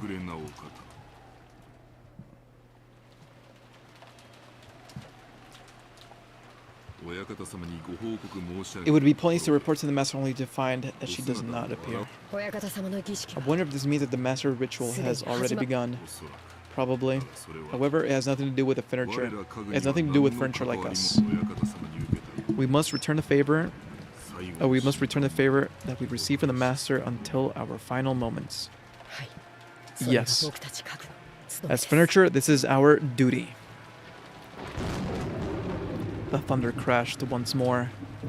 Except for that instant when lightning was lit up the sky, all that could be seen out the window was the darkness of night. Just as humans rule when the sun is up, the time when the sun is down is ruled by those who are not human. The darkness of night is now surrounded by Rokkenjima, was ruled not by the Urishio Miya family, but by another master. Did this master take pity on Maria when she was alone and pummeled by the rain in the rose garden and lend her an umbrella? Kinda looked at the rose garden lights, dimly visible beyond the window. The dim lights were not enough to illuminate the surrounding area. Looking through those lights felt like making eye contact with a witch, and Cannon forcibly averted his gaze. It didn't feel like his eyes were absorbed by the light. Holy.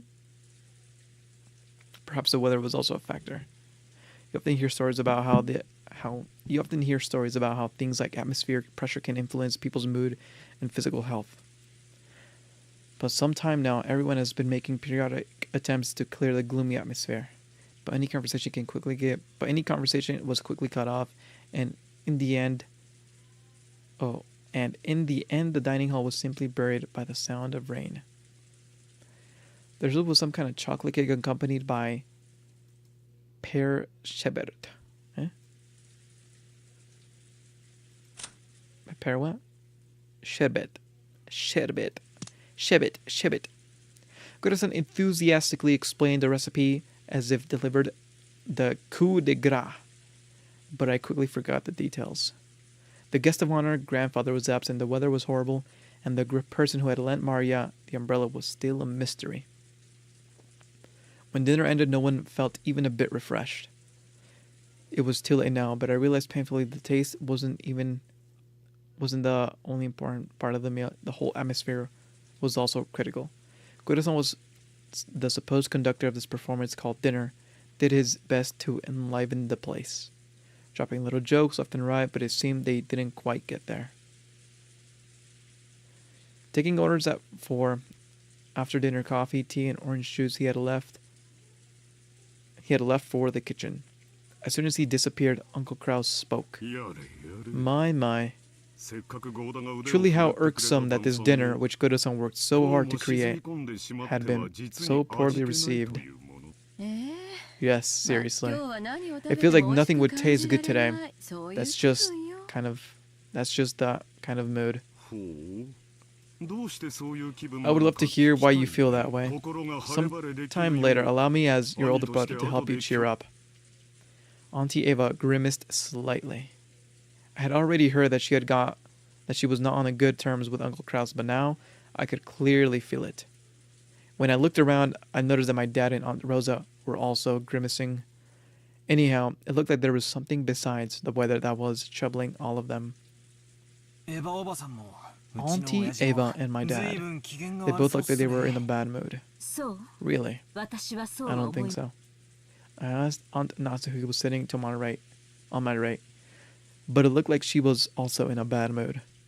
She snapped back as though she was absolutely not interested. Well, our little conversation got a little complicated. It's not something kids like you need to worry about. Butler-kun. Right, Natsuhi-san, Kari-san.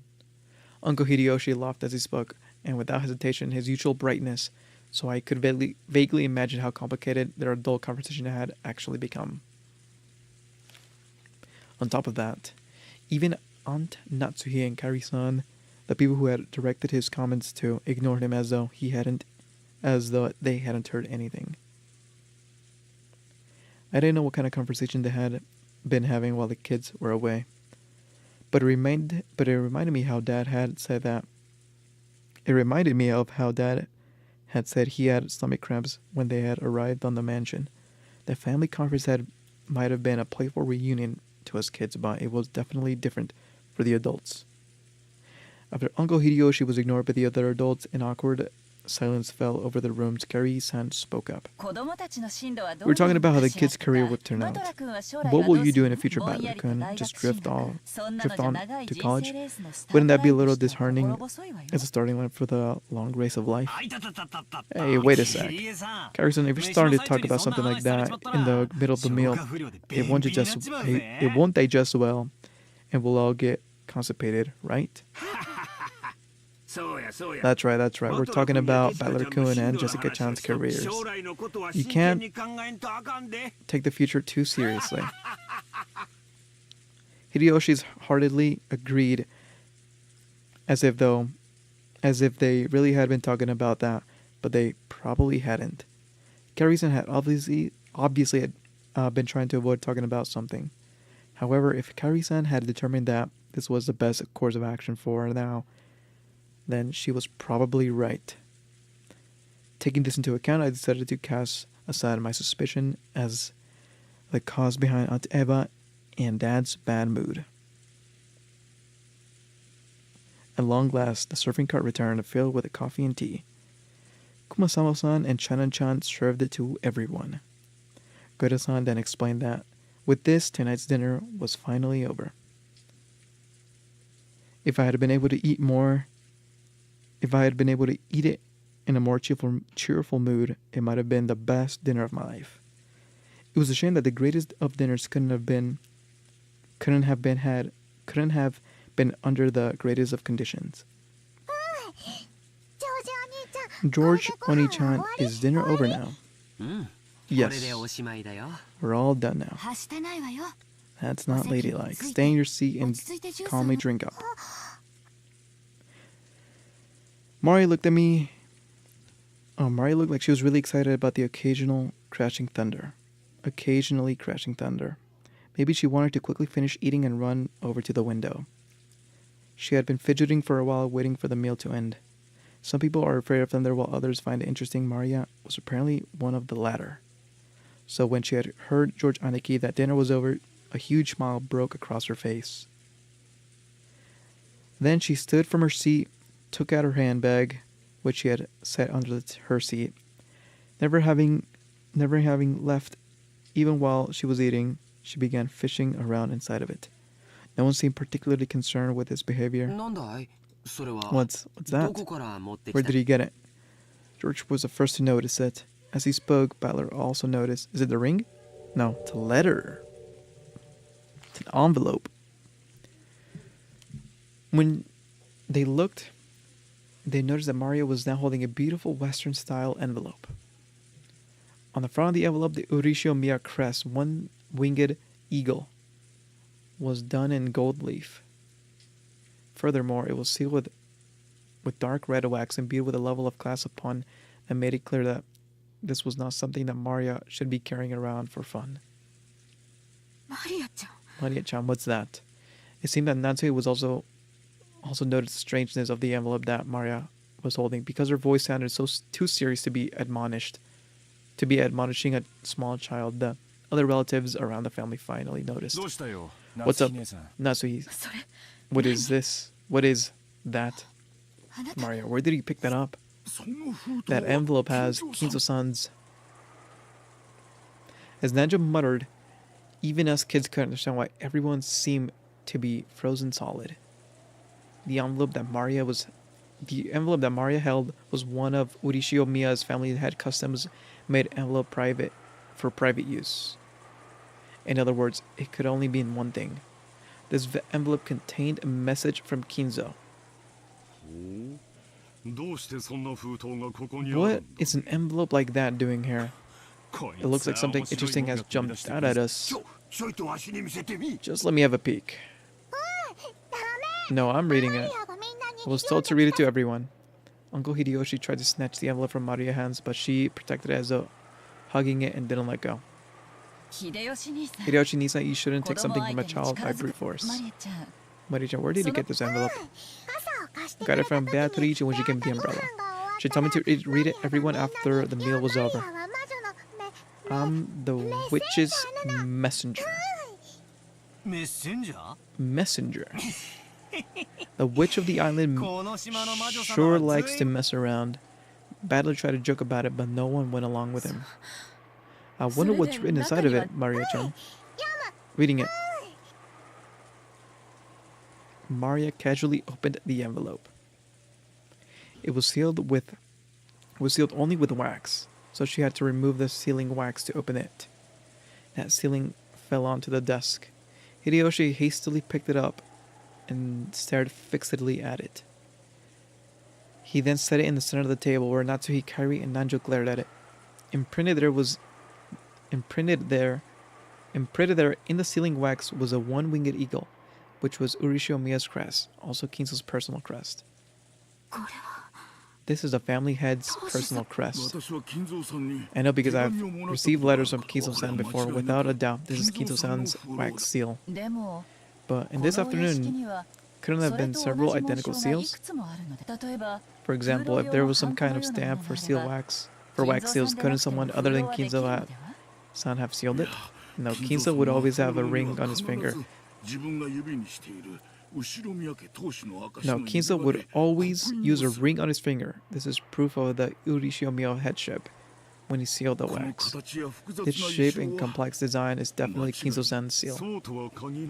That is not necessarily so. Anyone in the family must have received a letter from Dad at least once. We can't limit the possibility of someone using that wax as a model created a fake seal to pass themselves off as father. I agree with Aniki. No matter how the seal resembles Dad's, we can't prove that it is a real thing.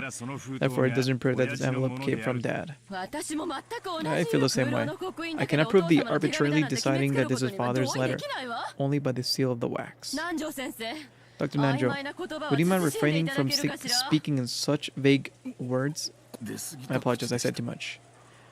One after another, all the siblings from Kraus on downward rejected Nanjo's statements, saying that the envelope that Mario was holding had not necessarily been sent by Kinzo. They were afraid. Kinzo's intentions were written in there, and they were feared that, and they feared from the bottom of their hearts that it might be some decidedly unfavorable announcement regarding the inheritance. Maria, the person who gave you the envelope was the same person who lent you the umbrella, right? I don't know what "oo" means. Is it true? Yes. So in other words, the witch, Beatrice, gave you the envelope along with the umbrella? Maria nodded forcefully. I agree with my husband. It is dubious letter handed over by some suspicious person. It's not even worth reading. Oh, go on. What's the worst that could happen, right? What's the worst that could happen, right? Don't even joke, lad.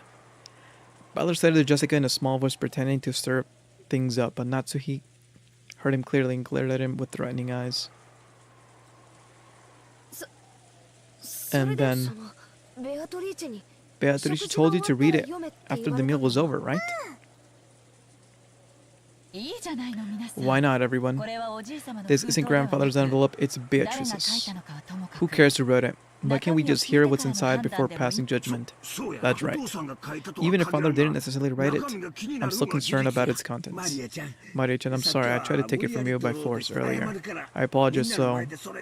Will you read it out loud in front of everyone? Maria, read it. All of the relatives stared fiercely at Maria. She spread the letter open with a rustle. Do you think it really is Dad's letter? Impossible. Whenever father has announced something to do with us in the past, he didn't do it directly. He would always send Genji-san, right? I can't believe he would use such a joke-like approach. That's right. Maria, a messenger. That's seriously not his style. Rosa, this must be Maria-chan trying to surprise us with some kind of hidden talent, right? Maria's like not a kid capable of something so clever. Reading. The words came out of Maria's mouth, but for some reason it felt like her voice was different than usual. Everyone went suddenly silent.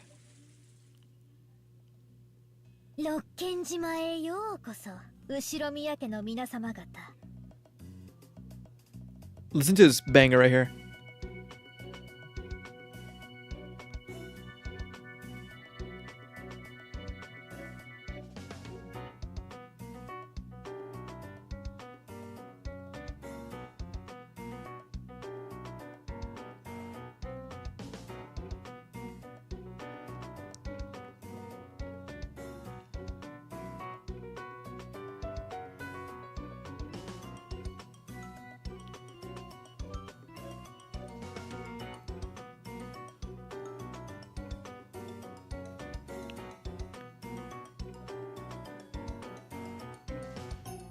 It's pretty cool.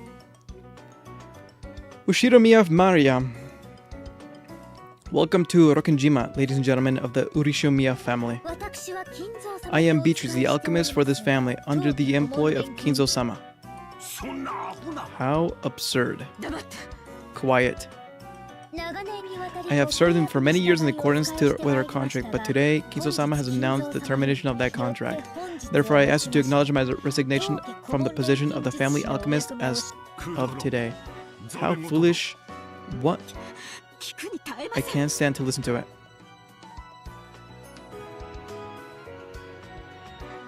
Hold on, I'm listening to this fucking banger.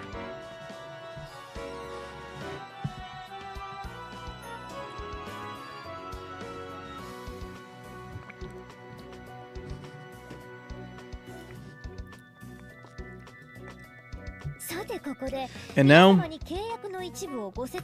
there's one part of the contract that I must explain to you all. I, Beatrice, lent Kinzo-sama a vast quantity of gold under certain terms. One of these terms, specifically, that all the gold will be returned to me upon the termination of the contract. Furthermore, I am to receive everything of the Urisho family as interest. Ridiculous. It's been ridiculous from the very beginning. So basically, one of those things, right? Just like one of those contracts with the devil you always hear about.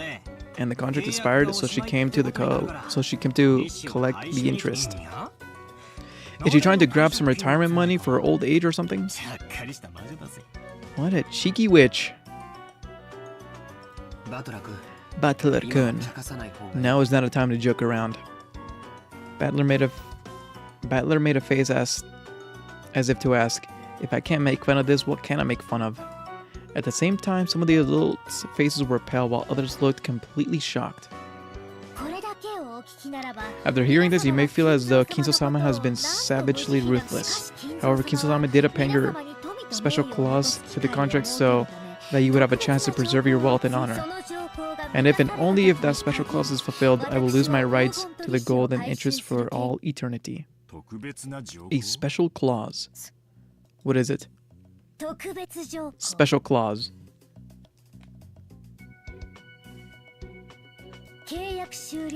Beatrice has the right to collect the gold and accumulated interest upon the termination of the contract. However, if someone is able to discover the hidden gold of this contract, Beatrice must abandon these rights for all time.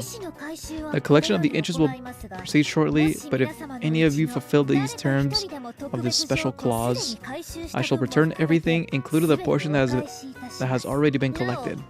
Furthermore, as a first step in this collection of Kinzo-sama's debt, I have taken possession of the Urisho-miya family's head ring, which signifies the passage of the Urisho-miya family headship from one individual to another. I ask you to confirm this for yourselves by examining the imprint of the wax seal.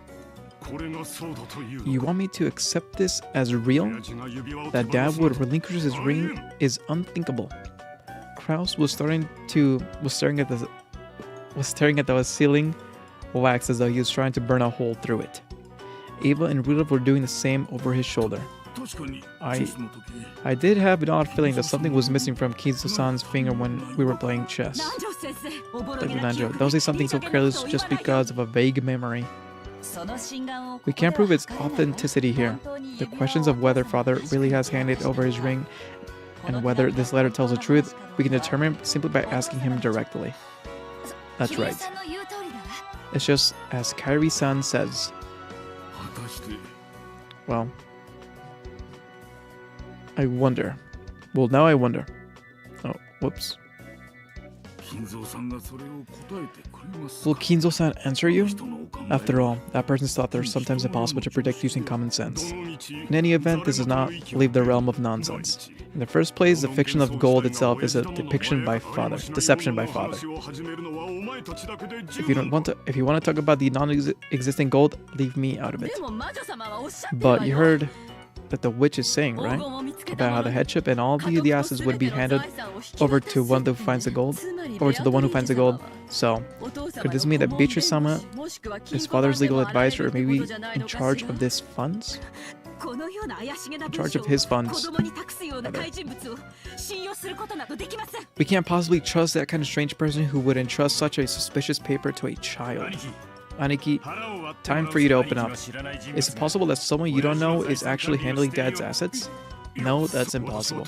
As an agent to the head, I have total knowledge of all father's assets. There shouldn't be anyone who can manipulate them without me knowing it. There must be some assets that you don't know, that you do not have full knowledge of. Wasn't there? Kraus Nissan? Absurd. There's no such thing. Oh, yes there is. One asset of father's that you know nothing about. There's no way that something like that exists. No, it does. That'd be father's, no, Beatrice's hidden gold. Let's put things in order. In short, Dad has entrusted some confidant that not even Aniki knows about. Furthermore, this person's always been in charge of watching and managing the gold. It is possible that this person is a dilettante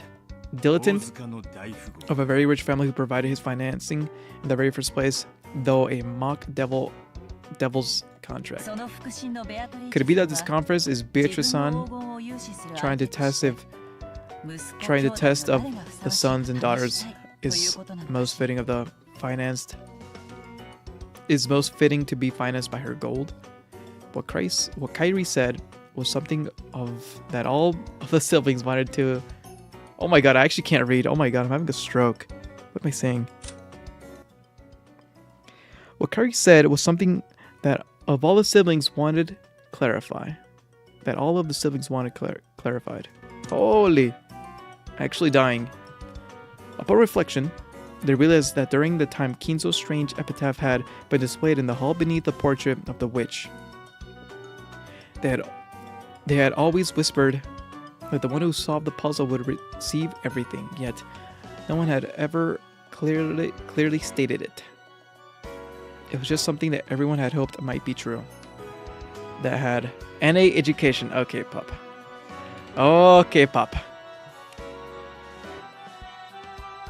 That had, right there, right now, been clearly expressed by Beatrice's letter.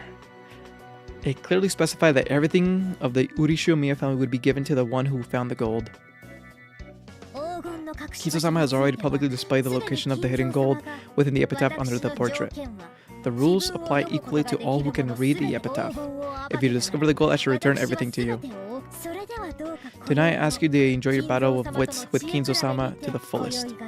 I sincerely pray that this night will be both intellectual and elegant. Beatrice de Golden.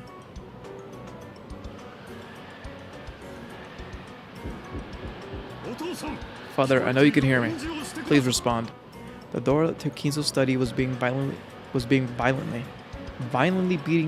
beaten against over and over like a percussion instrument. The screams coming from the other side were Krause's Rudolph and sometimes Eva voices. It was the siblings who were trying to intrude upon Kinzo's study to question him about the truth behind the mysterious letter. Kinzo was eating. An elegant tablecloth was set over his desk, and the family's dinner that had cluttered the table down in the dining hall was once again laid out. Kinzo continued to smile in silence. Shannon, taking away from the empty plate, looked uncomfortable between the door, Bingbing, and Kinzo's face. Everyone is calling for you, but what would you like me to do? Leave it. God values silence, so I do, and so do I during dinner. Should I silence them? There's no need. It did not even reach my ears. Kinzo coolly tasted his food. Genji quietly lowered his head and took a single step back.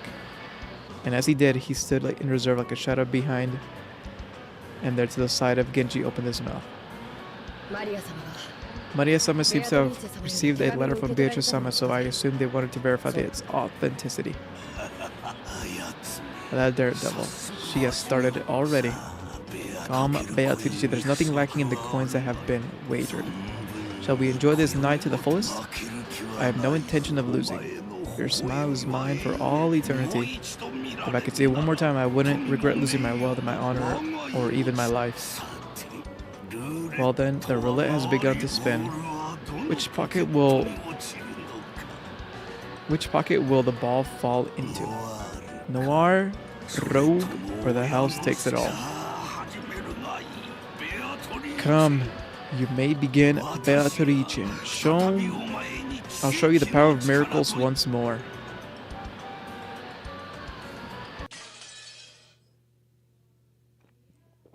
Okay. I think that is...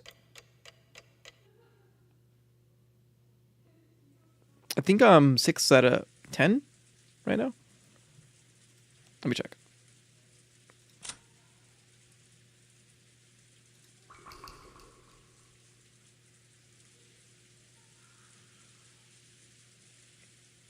Four out of 10. What? Hold on. Is that even anything I should be like looking at? Am I trolling? Maybe not. Maybe I'm just psyching myself.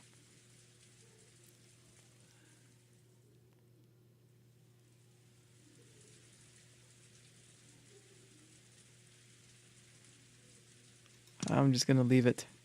I'm just gonna cope. It's bugged, kappa. Or maybe it doesn't mean anything. That's the actual cope. Okay. The strange letter that the witch had entrusted Maria had wiped them all. Had wiped all memories of dinner from our minds. Maria had been repeatedly barraged with questions by Aunt Rosa and the other parents, and was now in the worst of tempers because no one would believe her. Even when the kids tried to talk to her, she would just ignore us. Its date, October 4th. Oh. LOL. Sorry. I'm a dumbass. Don't worry about it. Dude, honestly, I thought it was like a progress. Like for like the chapter.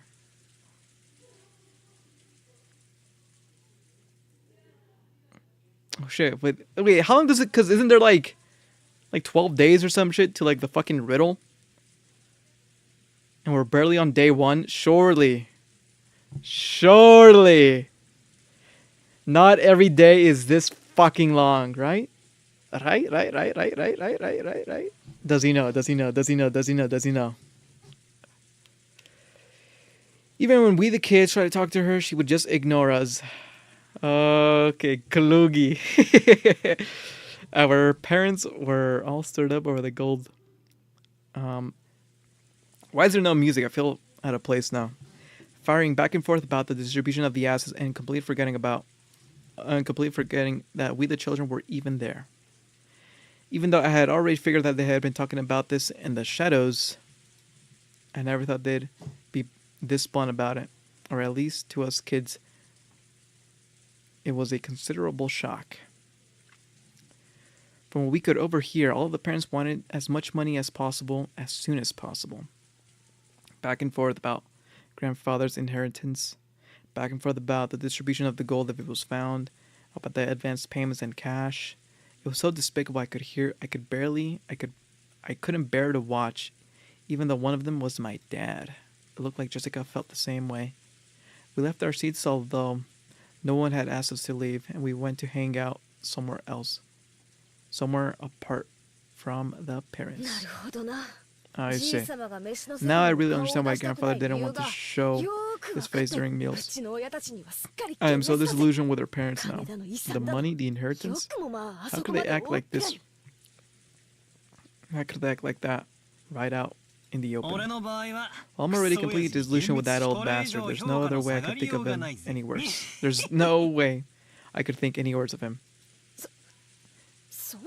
And you think I'm not? But even so, that freaking shocked me. Shocked me to the bottom of my heart. Jessica looked down at the floor, irritated. She was always talking about how bad her parents were, but maybe she hadn't really felt that way deep inside. I could realize from the depths of Jessica's shock. You're both minors and being brought up by your parents, so you might not understand. But getting money is neither a simple nor a pretty thing. You're still minors, so I wouldn't try to force you to understand right now. But still, I'd like to realize that your parents are just doing their best in their own way. Oh, great. George Aniki's gotten all mature. I know you're working hard as a full-fledged member of society, but that doesn't mean that when the conversation turns to money and assets and stuff, you're capable of turning into shameless, greedy vultures like our dad. If it would just be about me, then no, I wouldn't want to do that. However, when your family and your employees and your subordinates and their families are all counting on you, there's sometimes when you must fight. I hate that kind of fight. That back and forth about grandfather's inheritance, it makes me want to puke. Jessica pretended to spit violently. That harsh reaction made the depths of her pain very clear. Let's stop talking about this. All of this about grandfather's hidden goal and property and inheritance is our parents' problems, not ours. I agree. At the very least, I think that being considerate and staying out of the parents' way when they're talking about is a duty of their children. Where's the fun in that? Everyone knows the phrase, adults are filthy. But we had not seen that for ourselves. And that really did give us a shock. George Aniki was pretty much an adult. I had already been disillusioned with my dad in the first place, so the shock wasn't that big for us, but it looked like it was different for Jessica. It looked like the shock that Jessica had received was even bigger than I had thought. This girl, she was always talking badly about her parents, but looked like she hadn't changed at all on the inside since long ago. Even now, she was still a pure-hearted and delicate person who couldn't doubt others. I'm sure she respected her parents as much as anyone else does. And her parents started to join in with all of the other parents right in front of us children, going, money, money, inheritance, my money. So there's no surprise that the shock of hearing was so big. Jessica-chan, please do not start hitting your mother and father. Oops. I won't ask you to understand it, but at least don't hate them. I get it, just leave me alone for a bit. No, just leave me alone a bit. 6 years ago, I would have further taunted and dejected Jessica. But even I have grown up over the past 6 years. I realized that it would be better to just leave Jessica as she was right now. Jessica suddenly looked away sulkily and left the parlor. She probably wanted to be left alone for now. I could do nothing but wordlessly watch her back as she left. Come to think of it, I wonder where Maria-chan went. She's probably still huddled up on the floor in the front of the portrait. Maria, who truly looked up to witches, had expected that coming in direct contact with Beatrice and receiving the letter as proof would be an event that would surprise everyone and make them happy. However, the adult had doubted its authenticity, had not taken Maria's story at face value, and had thoroughly bombarded her with questions. Even I didn't find it hard to imagine how much that must have hurt Maria. We couldn't speak to Maria or Jessica. In the end, George Aniki and I abandoned ourselves to the sound of the rain falling in a dark night. I wonder what's happening with the typhoon. Maybe there's some news.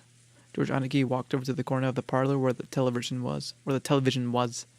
He hadn't called me, or I really couldn't have cared less where the typhoon was on the scene now. I didn't go over to the television, but I instead loitered around the window. The wind hasn't picked up that much here, but I wonder if it's horrible over the sea. I didn't hear from the weather report there was a severe storm warning. I did hear from the weather report. Kairi-san, how's it going with you adults? Lots to talk about? It looked like she caught the sarcasm. Kairi-san shrugged. That stomachache of a discussion could continue all night. It's very tiring. Well, all I can say is this. I hope you enjoy playing vultures to grandfather's property to your heart's content. It's disgusting. I agree with you on that. If I could just slip away like you, I would do it. Unfortunately, I can't. Even if I'm not allowed to speak, it's not easy being a partner, you know? Kairi-san sighed, smiling bitterly. Well, yeah, they probably won't let Kairi-san, who married into the family, speak. Still, as Dad's partner, she has no choice but to stay by his side and support him. Being in a line of fire, she must be having to bear far greater mental pressure than me. I wasn't going to apologize, but realizing that I had spoken too harshly, I cut the sarcasm for the time being. So how does it look? Are they still stuck on the topic of the mysterious witch, Beatrice? More or less. They'd been piling up the secret agreements for some time, hoping for some kind of agreement between the four of them on the distribution of grandfather's inheritance after his death. And now some unknown fifth person has appeared to make things even more complicated. So there's no way that it'll make for a peaceful conversation. One moment they're snarling at each other, the next they're setting up common front. Natsuhi Nisan, what? Not the only one getting a headaches. Oh, I see. On the other hand, they all wanted a larger portion than the other siblings, so they were all rivals. But on the other hand, on the other hand, they didn't want 1 yen to be snatched up by anyone else other than the siblings. So they were also all allies. I couldn't get her to tell me the details, but they were apparently arguing on about their ceasefire agreements and rules to prevent anyone from getting ahead. The situation under which their portion would be protected and what legal measures would be taken in the worst case scenario. By this point, my emotions had shot straight past disgust, and now I perceive them as a force to be reckoned with. So basically, Beatrice is like a saboteur sent by grandfather. He probably wanted to scare the hell out of all of his children for just talking about the distribution of inheritance without him. Who is this Beatrice, I wonder? If she is who she says she is, then she's a mystery that no one knew about until today. And she also knows about the existence of grandfather's hidden gold. Furthermore, she was even entrusted with the head rings. With the head's ring. She must have truly been trusted by him. Well, obviously, I don't think she's a witch riding around on a broom, but she's certainly a person mysterious enough to merit being called a witch. I just hope that Mari-chan will go into more detail about that. Even though she's just a little girl, everyone has just been chewing her up over this. They really scared her. Now they can't even ask her things she might have answered. Now we can't even ask her things she might have answered. I wonder if those people have ever even read The North Wind and the Sun. What is for certain is that Mario received a letter from the person who took the name Beatrice. Entrusting Mario with the letter and hiding away even now, she could have just appeared and talked to us directly. She sure is shy for a mystery person. Hey, Butler, do you think that someone called Beatrice actually exists? Who knows? It's probably a false name, right? She's like grandfather's representative, so she's permitted to take on names of the witch from his delusions. No, that's not what I meant. Hold on, banger alert.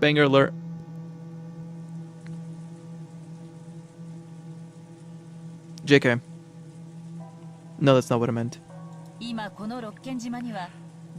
Right now, there are a total of 18 people here on Rokkenjima. 18? Okay.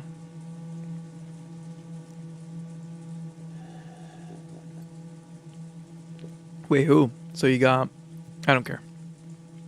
Sure. Do you think there is a 19th person? Are there actually a whole 18 people on this island? Wondering about that, I began counting on my fingers, and it really did come out to 18 people. Do you think a 19th person exists, you say? What exactly do you mean? Just what I said. It looks like the person who lent Maria that umbrella was not one of us 18. Therefore, it isn't unreasonable to think that the 19th person exists, and that this was the person who lent Maria the umbrella. Well, yes, I suppose. Then where exactly is this person now? At the very least, she must have been on this island when it started raining. And since that time, the weather has become progressively worse. So taking the boat would be pretty much impossible. In that case, that person must still be on this island hiding from the rain, hiding from the rain somewhere, and without being spotted by any of us. Certainly. All of us have been randomly prowling around all over the mansion and the guest house, but no one has bumped into the 19th person. Even so, this island is huge. There might be other places to hide from the rain outside of the mansion and the guest house. About this time, I began to realize that the direction Kairi-san's doubts were taking us in. Kairi-san was denying that the 19th person existed. Beatrice was one of the us 18. In other words, she thought that someone we all knew was using her name. If Beatrice was as she described herself, this person would definitely be the most honored of guests, the most honored of confidants, trusted by grandfathers. There's no way the grandfather wouldn't give that kind of person a warm reception. She would surely have been ushered into the mansion. However, we haven't seen anyone. Wait a second, isn't this the line of reasoning a little too hasty? Yes, no one has spotted them, but that doesn't mean that you can deny the possibility that the 19th person exists, right? Maybe for some reason they landed on the island stealthily and have been hiding ever since. This is what they call the devil's proof. It is easy to prove that something exists. If this Beatrice appears in front of all of us and says hi, then everything is resolved. But it is impossible to prove that there is no 19th person. Yes, apparently the way you're reasoning isn't bad in the current situation, but there's not enough information to accept that a 19th person exists or deny it. Huh? It is in the current situation there's not enough information to either accept that a 19th person or deny it. But if you flip over the chessboard and think of it in that way, we can be nearly sure that the existence of a 19th person is impossible. GG. Flip over the chessboard was one of Kairi's favorite phrases. I've also been influenced by those words and used them myself from time to time. When you get stuck trying to find a move in chess or shogi, by flipping the chessboard over and seeing everything from your opponent's standpoint, you can often see a strategy that would give you the upper hand. Derived from this, it means to think by putting yourself in your opponent's shoes. Okay, let's say that the 19th person, called Beatrice, actually exists. That person must have managed, without being seen by anyone, to stealthily arrive on the island and remain hidden since then. They have some reason for this, yes? In that case, why did they then deliberately appear before Maria and hand her the letter? It really was a contradiction. If they had some reason for hiding themselves, then they should have stayed hidden the whole time, but they had to appear openly in front of Maria. Well, wait, Maria even said it. Didn't she say that she had been made a messenger, since Maria was the youngest and looked the most innocent? Why would they need a messenger? If they just wanted a letter delivered to the family conference, they could have mailed it. If they have mailed it to each other, if they have mailed it to each of the 4 siblings, they would have been unable to ignore it. There is no need for them to carry it themselves and secretly hand it over. That really... Oh, I skipped it.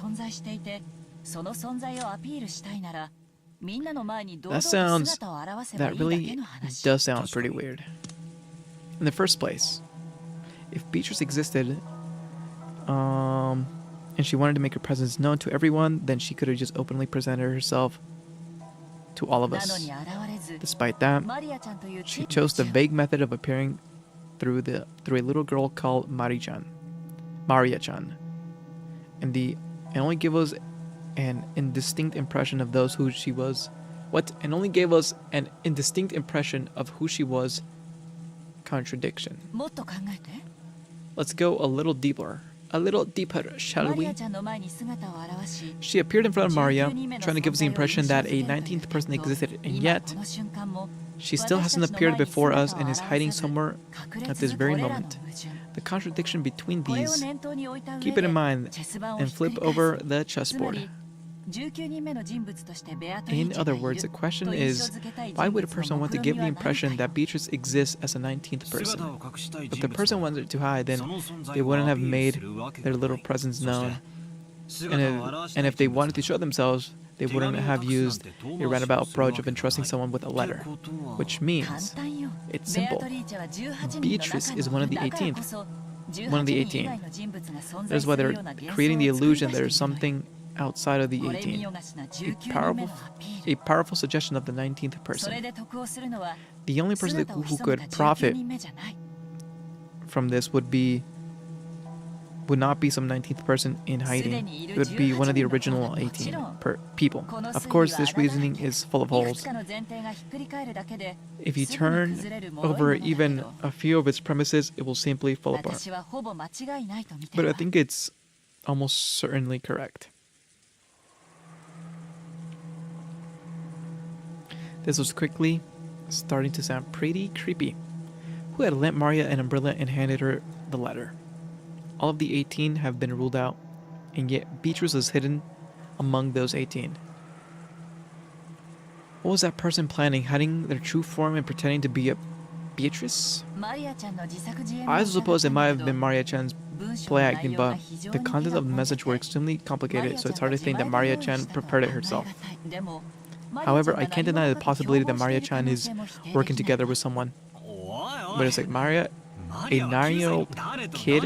What on earth could he suspect her of planning? With who? And with who? And what about her serious, too honest, and obedient character? Yes, I also understand what kind of person Maria-chan is, but I think that's exactly why it's possible. That girl's a dream who looks up to and blindly accepts the existence of witches. So, if a person in front of her appeared in front of her and said they were the witch of Beatrice, Maria-chan would be so happy and she would just swallow it up, I think. So you're saying that someone disguised themselves by wearing that fancy dress from the portrait, tricking Maria, wouldn't be that hard? Of course, with that reasoning, all of us women would become the primary suspect. Anyways, who did Maria-chan encounter? As I can hear, the details would be our best and closest key to solving this riddle. Oh my god, key to the riddle. Oh my god, I get it. Oh my god, the key to the riddle. The key. But that key has been obstinately close up inside her heart.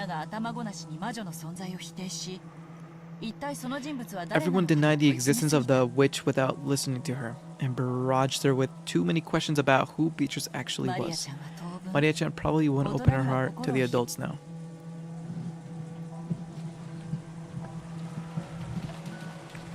Fucking Beatrice, bub. Fucking Beatrice. In the dim hall in front of the portrait of Beatrice, Maria was sobbing.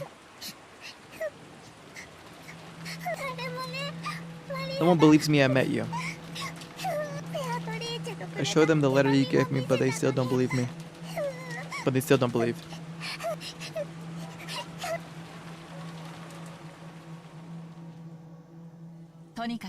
Anyway, Maria-chan's holding the key. The key to whether Beatrice is one of the 18th or 19th person. Maria's stubborn, you know. That girl, when she gets angry, it's pretty hard to make her feel better. By looking, I think there's a higher probability of a kid like you cheering her up than an adult like me. After she feels better, try asking her. I know you don't care about all of this back and forth on the distribution of the inheritance, but don't you think this classic Western mansion mystery situation is exciting? Who in the world is this person who gave Maria-chan the letter? It makes my intellectual curiosity tingle. Even while being made to sit through those boring money talks, you can call this exciting? You really are tough. Adults are something else. I shrugged, exasperated. But I had realized. She had noticed the dejection I was feeling because I had overheard our parents' turbulent discussion, and I was probably trying to turn my mood around. She had at least managed to make me feel good enough to hurl abuse. She wasn't my real mother, so I had never felt like calling her mom. But it did make me think she's a real adult. Let me listen to this speak right here.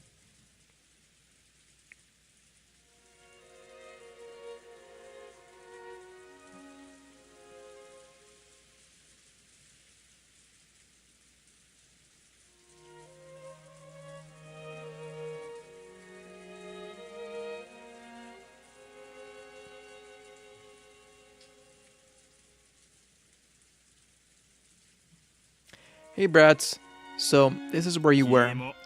Kyrie really took your time fixing your makeup, didn't you? From now on, I'll start wearing it too. Oh, I'm sorry, a woman's makeup takes a long time, so how has the discussion been without me?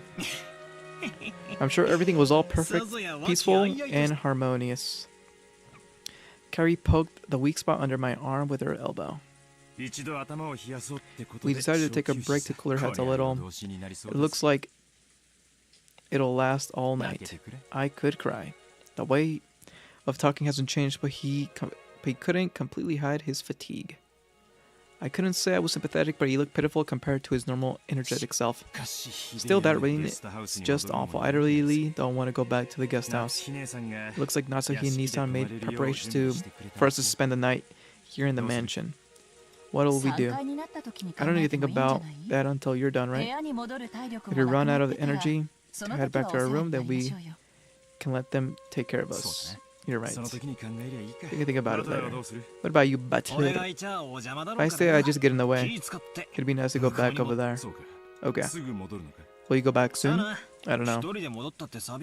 I'd be lonely to head back by myself. I'll head back with the rest of the kids as a group. Yeah. That'd be good. So, butler, you won't just be going to sleep that easily, right? I'll probably be up talking with the cousins. It feels like we might be up all night. Is there a problem with that? Okay. Well, when the adults are discussing is over, you are still awake. I wanted to... Okay, when the adults' discussion is over, you are still awake. I want to have a little talk as a family. No, what? That doesn't sound like you. Apparently, Kyrie was thinking the same thing.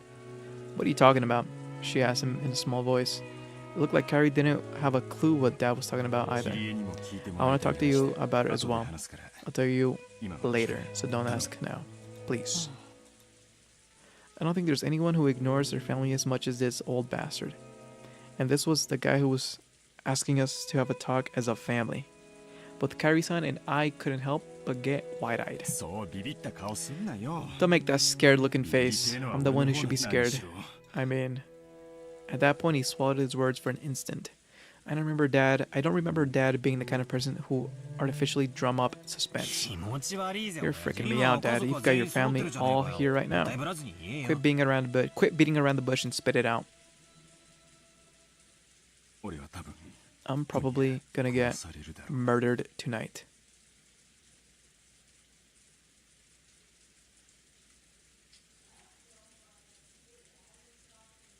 Okay, let me eat my orange real quick. Let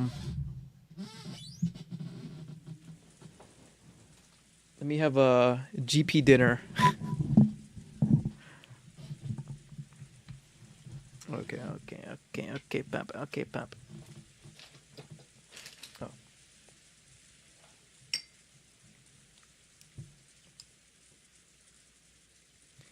He is probably gonna get murdered tonight. Maybe he believes that the witch exists. And so maybe he's aware of the 5K clicks. Eh? Oh shit. I just realized. Total playtime 7 hours. Wait, what? This counts towards my playtime? I'm just eating, pup.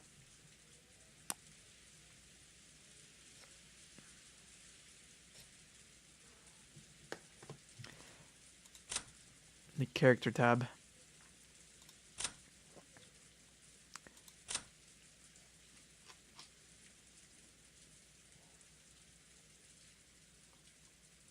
Yeah, I mean, I don't know. I feel like I know a lot of this.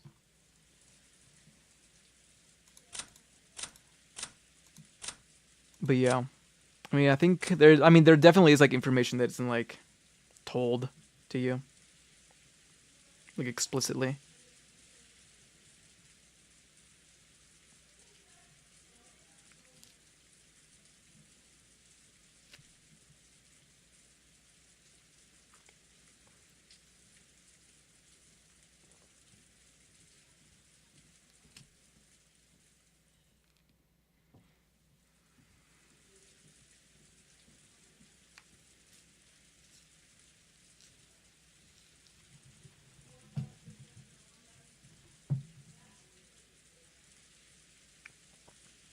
Okay, let's see.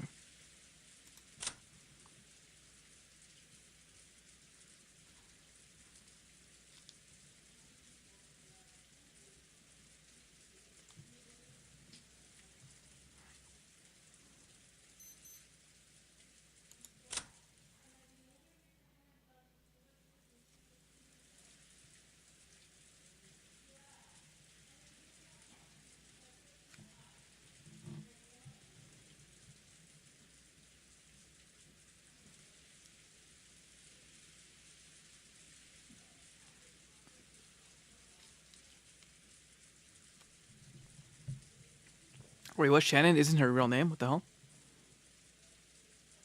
I think I forgot about that.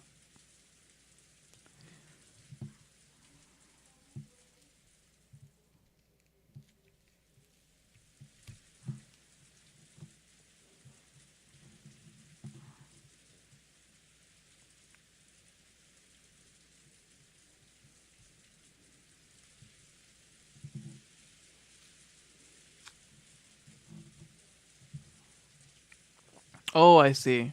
It's like this and then on. So it'd be like whatever this kanji is and then on. So it'd be kan on and then shan on. Okay. It's kind of cool, I guess.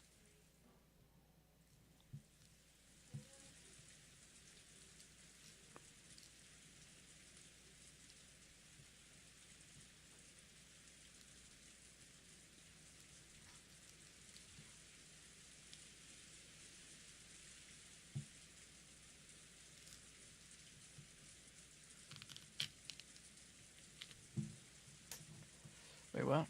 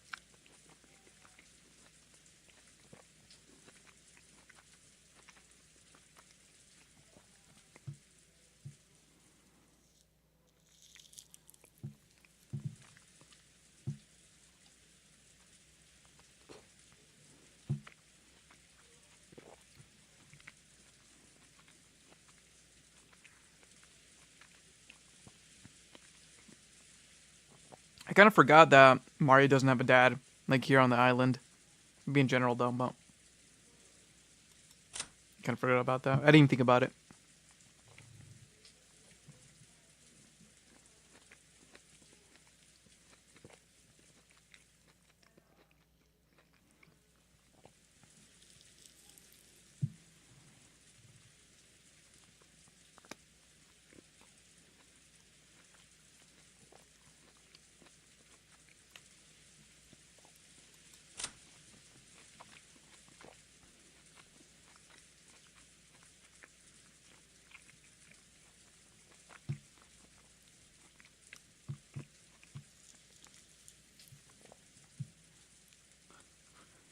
Okay, yeah.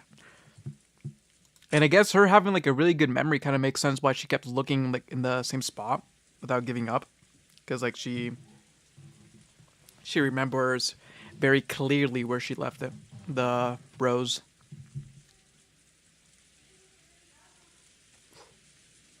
That's kind of cool, I guess. Her excellent powers of memorization. Wow.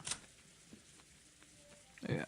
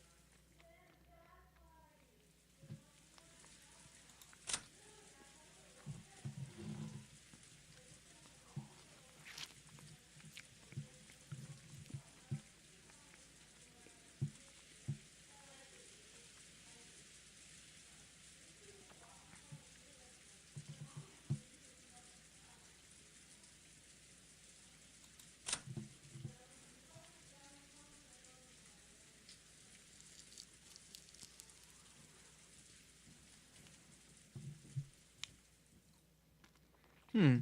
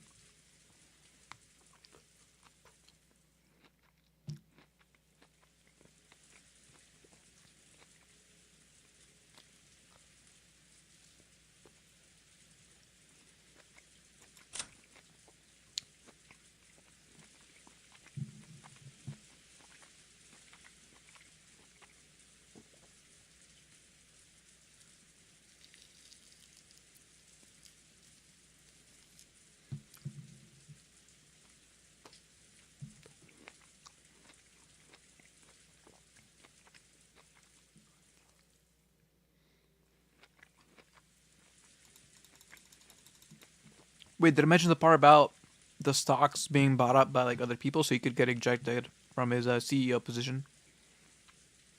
No. The hell? I mean, because they kind of mentioned this, right? The financial situation being like far from favorable, but they don't really do that here. Kind of says.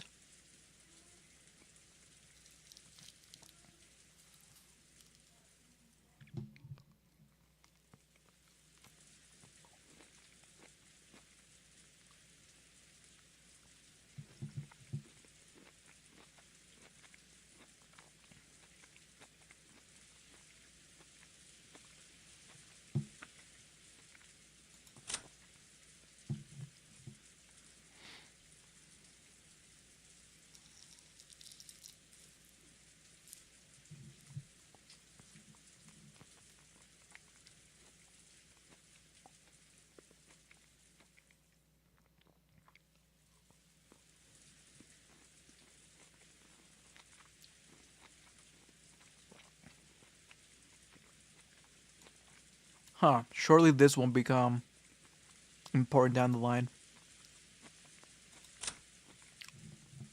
Surely.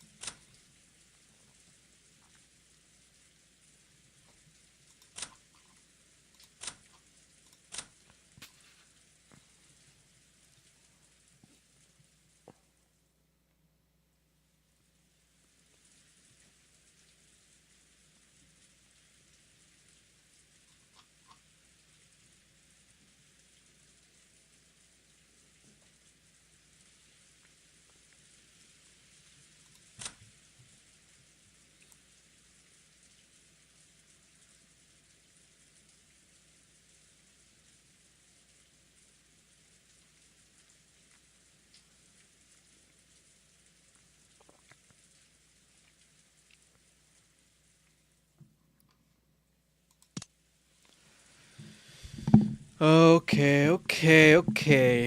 Let's let's get back to it, I guess.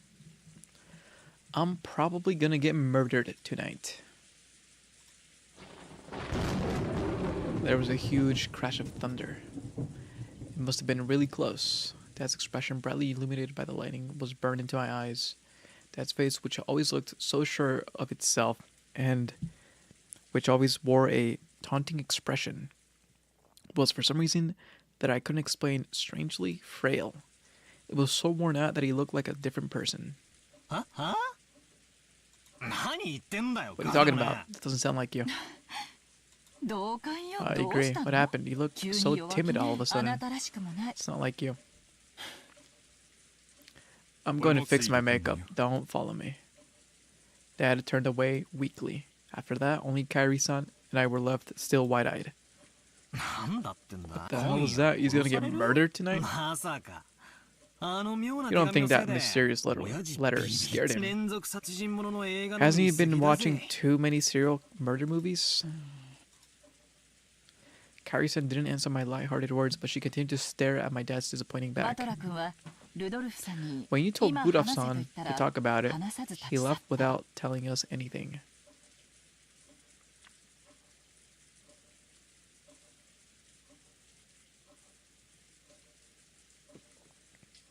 Even though you said he had something to say to everyone, he didn't answer you. Why? Flip the chessboard, and when you do, there's a contradiction that he said that he wanted to talk, but then couldn't. What can you see by looking from Dad's perspective? Yes, I can see something. He wants to talk about something, however, it doesn't give him the courage. He doesn't have the courage to bring it up, so he actually means, in case, which actually means in that case, chase after me, talk to me, question it out of me. He also means the opposite when he says, don't follow me. He actually means follow me and force me to answer. Honestly, what a spoiled little child. Are you sure that there is okay? That's ridiculous. Can great detectives deduce the emotions and feelings between men and women? They can't, right? Figuring out the feeling of the opposite sex isn't even more advanced than art than exposing the tricks in difficult crime cases. If you ask me, romance novels have a much deeper, mysterious than masterpiece mystery novels. Sam, is this true? Real or fake? Is this true or is she lying? Is she glazing?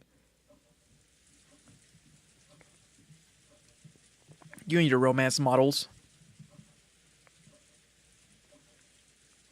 Real or fake? Real or fake? I see. Is that how it is? I'll be with that spoiled little child. He normally loves to act tough, but tonight he's completely tired out from that heated discussion. He probably wants someone to lean on at the moment. And responding to that need is duty of his partner. 100% real and true. Okay. Okay, Pop. Very valuable information to have. Sounds passionate. Then I'll leave the old bastard in your hands. Yes, leave it to me. As Kairi-san departed, I called out to her. I just wanted to say thanks. Thanks to you, my gloomy mood has cheered up a lot. That's good. Communication is important. After answering with a wink, Kairi-san followed after my dad.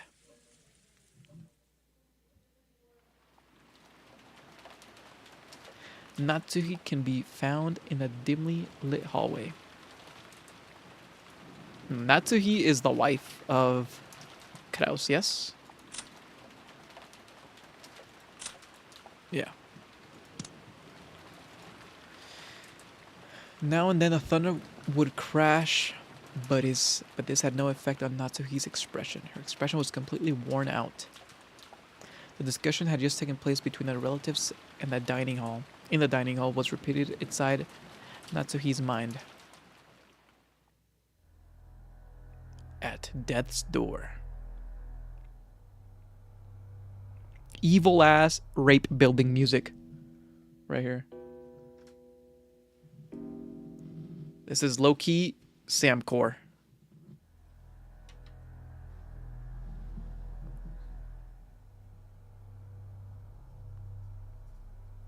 Truly a generational hit right here.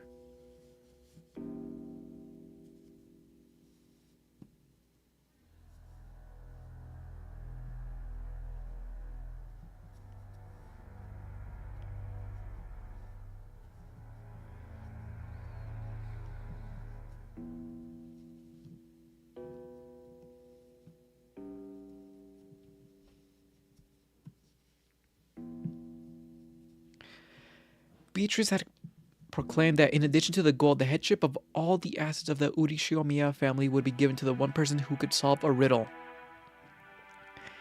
Nah, this is ex-DJ fucking Gert, bro. This is good vibes right here. This is good through and through.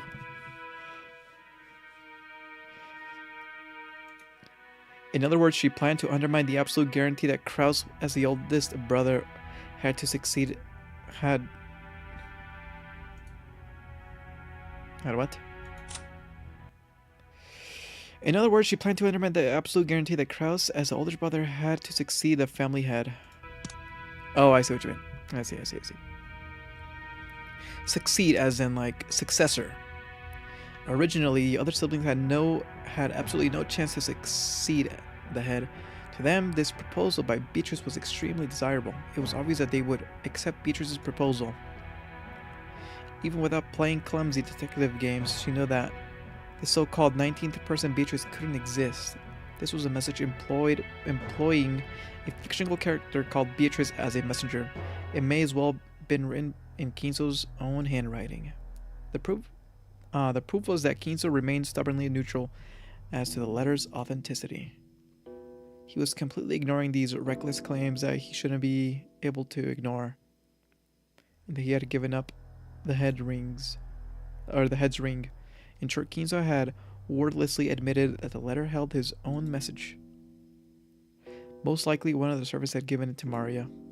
Kinzo probably worked out an elaborate plan where the dress from the portrait would be prepared, and someone, probably Shannon, would be made to wear it and deliver the letter in an umbrella. By doing that, he could make it seem like the witch from the portrait actually existed. No, if anything, that is why you could be certain that Kinzo was behind all of this. In that case, it was just Kinzo had butted in on a siblings' private discussion. In that case, it was just as if Kinzo had butted in on a siblings' private discussion. And by announcing that he would give everything to the person who could solve the riddle, Kinzo had weakened Kraus's overwhelming advantage. Now it was certain. Kinzo had listened in on all the siblings' discussion in the parlor earlier that day. He had known how Kraus had staved off an attack by the other three.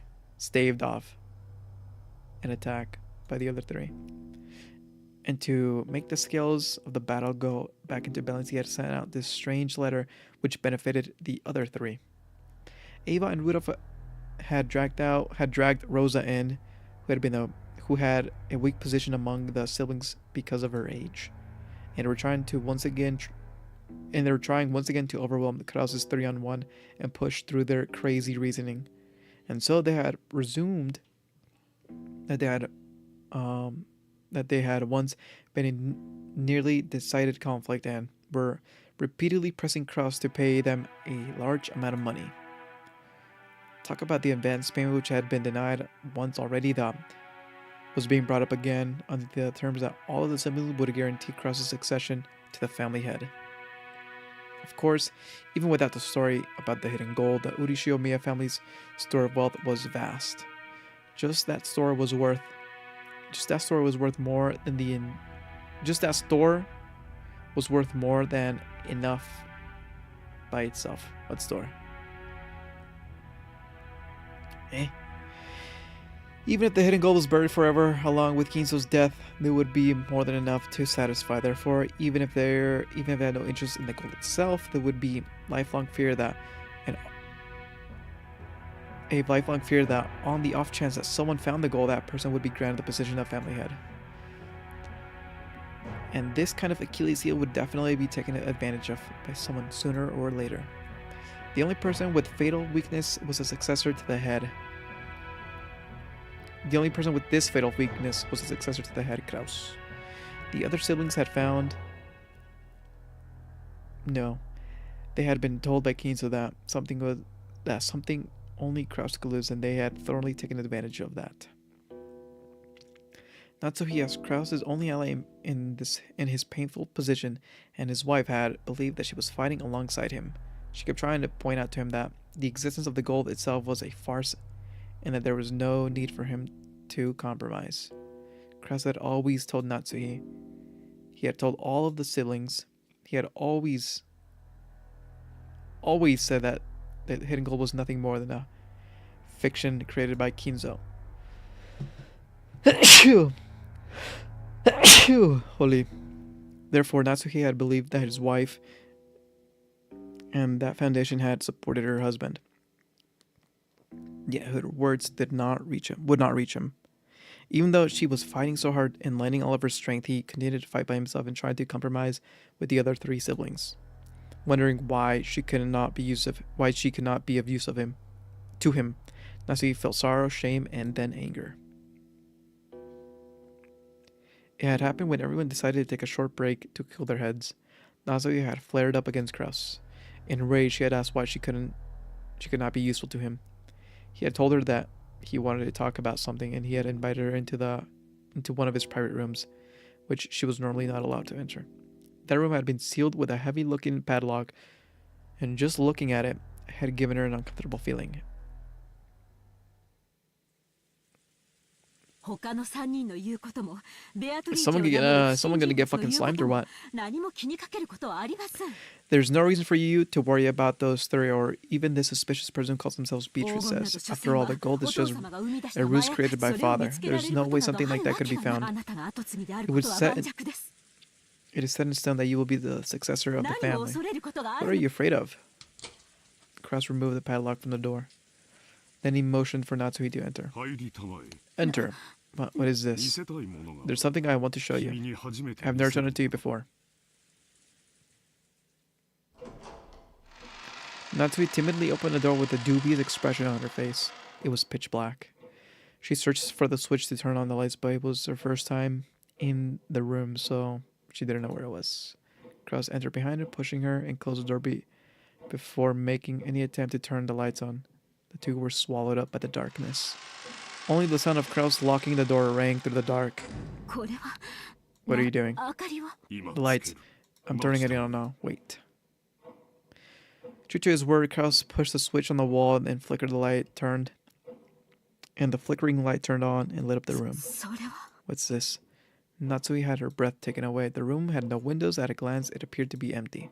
In the middle of the room, a small round table had been set, and the lights brightened only that table as if they were leading parts in a play. Laid out on top of the table was a red tablecloth with an elaborate design covered with dust, and on top of that was something about the size of a grown man's arm had been set down. Something that took Natsuki's breath away. A gold bar. Holy. It's a gold ingot of incredible purity.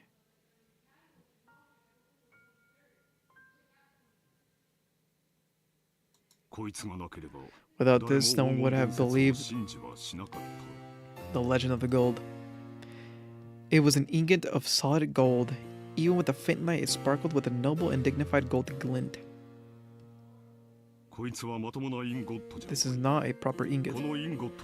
I don't know whether it was cast inside or outside of the country. It takes a high level of skill to make the pure solid gold ingots. And in order to verify the purity, it is standard to have the original foundry and the name of the bank that guarantee it imprinted on the gold. However, this ingot did not have that kind of seal. This mysterious gold bar had to come from an unknown foundry. Look here. There's nothing to be afraid of. It's just a bar of gold. Natsuki followed Kraus's words, timidly approaching the ingot. Right here. Kraus pointed at the surface of the ingot. Natsuki concentrated on that section. Right there was a thin imprint of the one-winged eagle crest. Natsuki's breath was taken away once again. That's right. This is the legendary ingot that Dad said he received from that witch that the president of Masuro witnessed, and he allowed to select a random to take back with him. That gained the trust of the fixers in the business world. I had to use all possible means to find it before the other siblings could. It actually exists. The gold that Ushiromiya Kinzo received from Beatrice actually exists. How could? Natsuki was shocked. Kraus had said that the Kinzo gold was just a fabrication, so she had believed that as his wife. However, the reality was different. He had held a definitive proof that had been more certain than any other sibling of the legend of the gold was true. Because of this, Kraus was deeply frightened that at the possibility that someone other than himself could find the goal that he had failed to find, costing him everything. But to Natsuhi, this truth was more than enough to split open her heart. She had thought that as Cress's wife, she would be the closest confidant, which is why she had been selfishly supporting him. And yet he had hidden this fact from her until today. Why? Have I been so undeserving of your trust? I didn't mean it like that. It was only that there was no need to mention it. Is that all a wife means to you? Becoming passionate easily is one of your bad habits. You're the one who's making me like that, aren't you? I've been supporting you as your wife ever since I married into this family. For your sake, I threw away my family I was born into. I've been offered up my heart and my body to serve you. And in return, I get this. How could you? Across his grimaces looked annoyed. His expression effectively communicated how much he disliked this part of Natsuhi. I don't think I can be of any use to you anymore. That is fine. I can resolve problems between the siblings by myself. I don't need your help. That's wrong. This is the Urishiyomiya family's problem. It's true that I am not permitted to have the family crest imprinted on my body, but I am still your wife. Even so, are you saying that I'm not qualified to help you? Are you? I deliberately chose not to involve you out of consideration for you. Let's not talk any further, it will likely worsen your headache. Take a rest for today. The siblings will deal with the siblings' problems. It has nothing to do with you. That is all.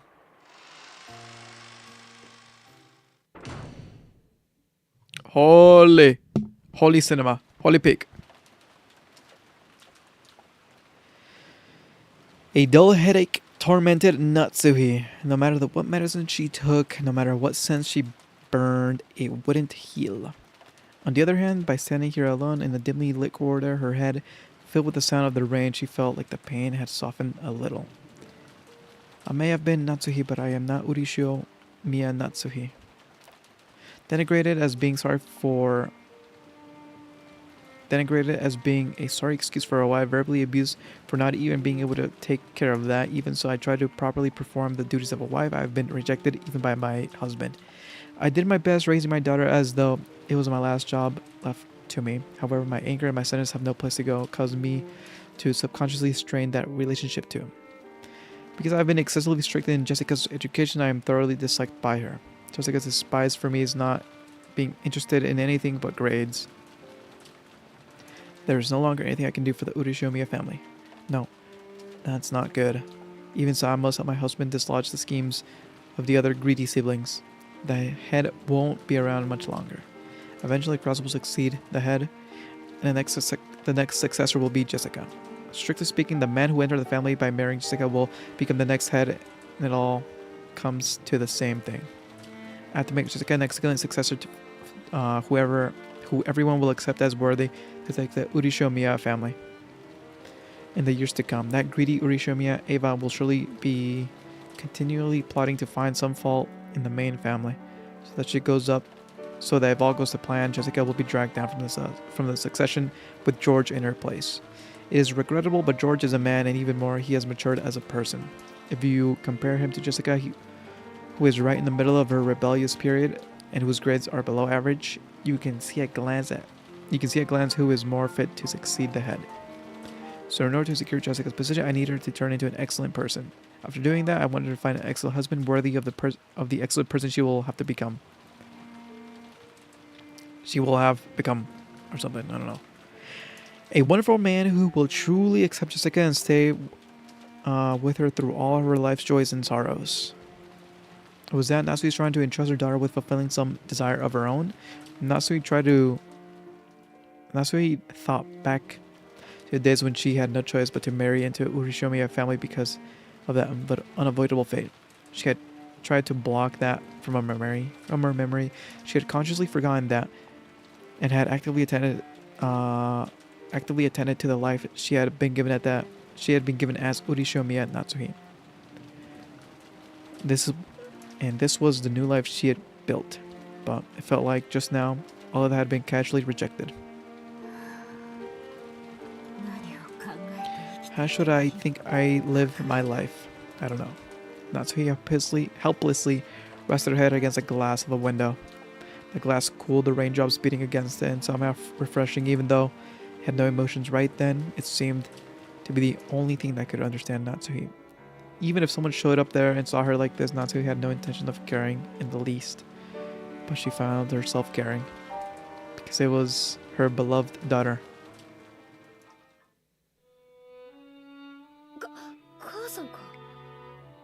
Listen to the peak.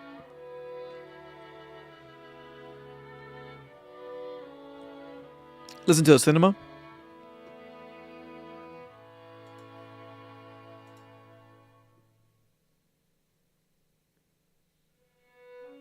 Oh, it's you, Mom.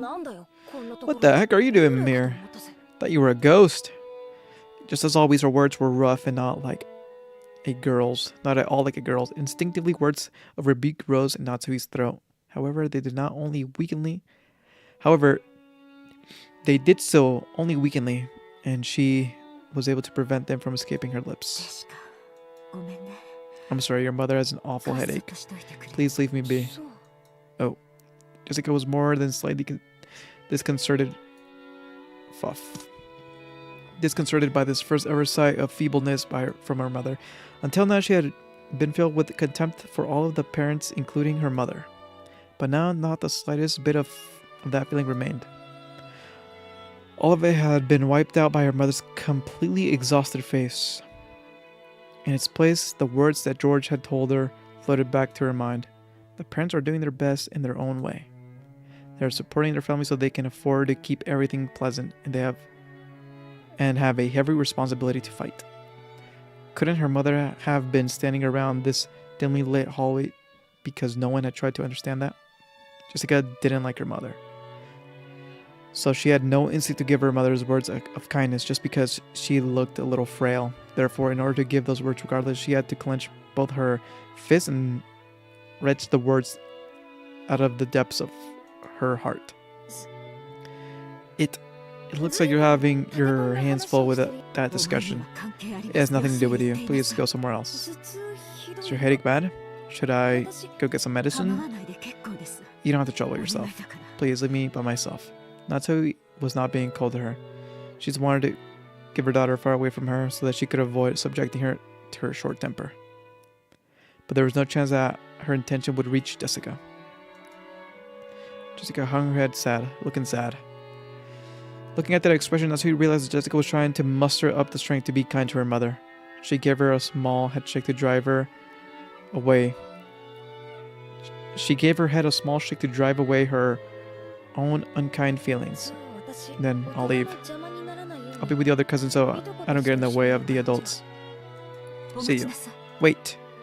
She called Jessica, about to make her desolate escape to stop. To a stop. What? Thank you for being considerate.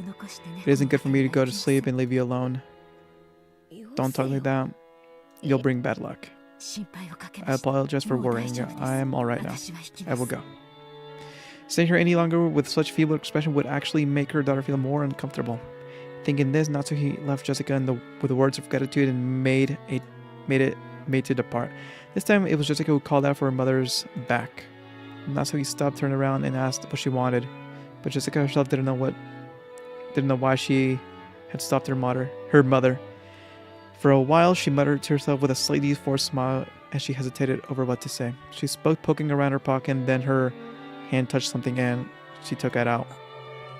Hey, Mom? I was given a charm today.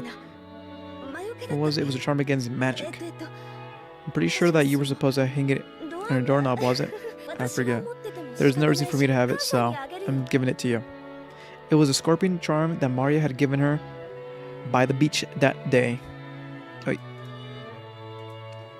Although she had heard of its various effects from Maria, right now Jessica's mind was blank, and it was all she could say. It was all she can do to say even that much. Thinking that her mother would probably wouldn't accept the charm anyway. Jessica had immediately drawn it back in her hand, offering it to her. So when Natsui came back and took hold of the hand, she was extremely surprised. What is this? Some kind of giveaway? Well, I think it's something like that. I guess you can't expect any benefits from a charm that looks like a toy. But her mother took the scorpion charm from her grip. Thank you. I'll take good care of it. Sometime soon in exchange I'll give you a charm that was important to me when I was a child. It's like it's not like that's why I gave it to you. But well, if you really say so. Then I will rest for now. My headache is awful. Try not to stay up too late. Sure. Natsui put the charm in her pocket and turned away, then disappeared into the dark hall.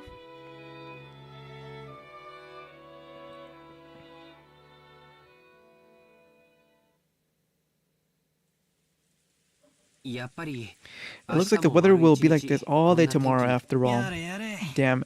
It's hard to believe it was dry out earlier. George, Aniki, and I were killing time in front of the parlor television. At that point, Jessica returned. Her face was still blank, but it looked like she had calmed down a little since she had left. Is Maria still in front of the portrait? Nope. She just came back. She's sleeping over there on the sofa.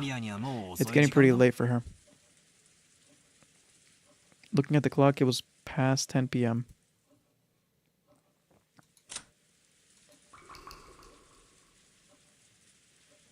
Oh shit, it was.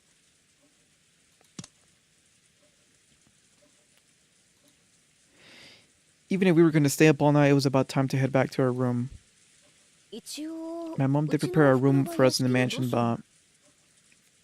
What do you want to do? I think I'd rather head back to the guest house. Judging by our parents' appearance, I think it'd be better if we weren't in the mansion. Second that.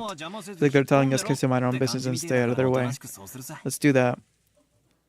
Like good little boys and girls. After we discussed that, Auntie Rosa came into the parlor. She was looking all over restlessly, probably trying to find Maria. Auntie, if you're looking for Maria, she's over there on the sofa. Thank you. Thank you, Maya. She's out cold. We must move her to her bed. If you would like me to, I can carry her to a bed. Thank you. That would be wonderful. I will return to the... will all of you return to the guest house, or will you stay in the room? Natsui-san had prepared. We were just talking about that. We just decided to head back to the guest house. Really? And I wonder if you wouldn't mind taking Maria with you. I think it would be much more comfortable for her if she's with all her cousins. It seemed that in the shadow behind those words, there's some regret that the adults, herself included, had deeply hurt Maria's feelings. Leave it to us, Auntie. After all, we do have an expert at comforting Maria with us. What are you talking about, me? I couldn't do it all by myself. We need everyone together. That's right. Bella, were you the one who hit it off with Maria when you were messing around with earlier? I don't know, something like that. When we said this, Auntie Rosa smiled, looking truly happy. Thank you. Thank you, everyone. Looks like our meeting will last until very late, so I'm sorry for the burden, but I'll have to leave Maria in your hands. Hey, Maria, are you awake? We're gonna head back to the guest house. Maria muttered something indistinct as if answering, but then rolled over and fell back to sleep. It looked like she was sleeping deeply. She's really out cold. It'll be bad to wake her up. Right, I'll carry her. Maria's body was much lighter than it looked. George Aniki picked her up and pulled her over his back. It was raining hard outside and Aniki couldn't hold an umbrella and carry Maria at the same time. It looked like Auntie Rosa would come with us as far as the guest house to help out. However, when she heard Uncle Krause's voice come out to her, she had no choice but to return. Oh dear, I have to go back. Is everyone returning to the guest house? After we all left the hall, on the way to the entrance, the door to the servant room opened. Shannon-chan stepped out. It's become very dark in it, so allow me to guide you. Perfect timing, Shannon-chan. George-kun is gonna carry Maria there. Could you hold an umbrella for him? Yes, certainly. Shannon-chan brought umbrellas for each of us and a flashlight to guide the way. As we opened the front door, the downpour was quite terrific. It looked like we wouldn't have any spare time to take a pleasant walk or enjoy the nighttime rose garden. Aniki, is she too heavy? Want me to carry her? It's alright. I can at least carry Maria-chan. I truly am grateful. Please take care of Maria. Right, we understand. In that case, good night, Auntie. Then we'll see them. Then I will see them over there and return here. Yes, please. Auntie Rosa saws off. Maria, I'm sorry for everything. Rosa's mumbled voice didn't reach the person in question nor anyone else, but disappeared beneath the sound of the rain.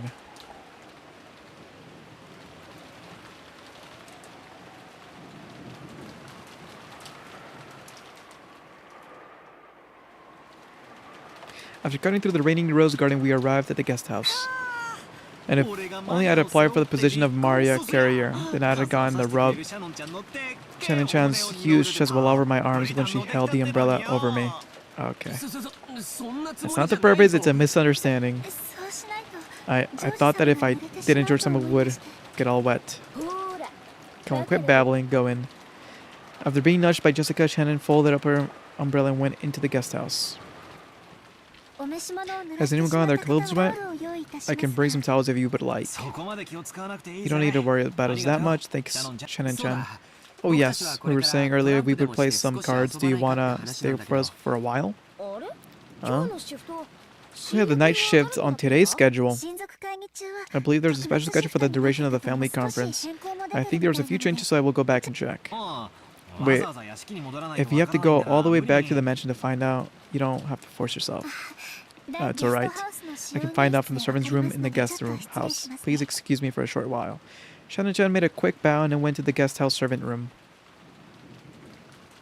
The rest of us headed for the cousin's room and put Maria in bed for the time being. Maria was sleeping very deeply and there was absolutely no sign of her eyes opening. We got some drinks out of the room refrigerator and spent some time playing cards while drinking.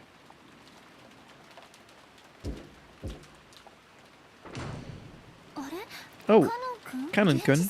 Even Genji-sama is here? What's happening with tonight's shift? Kraus-sama has given an order.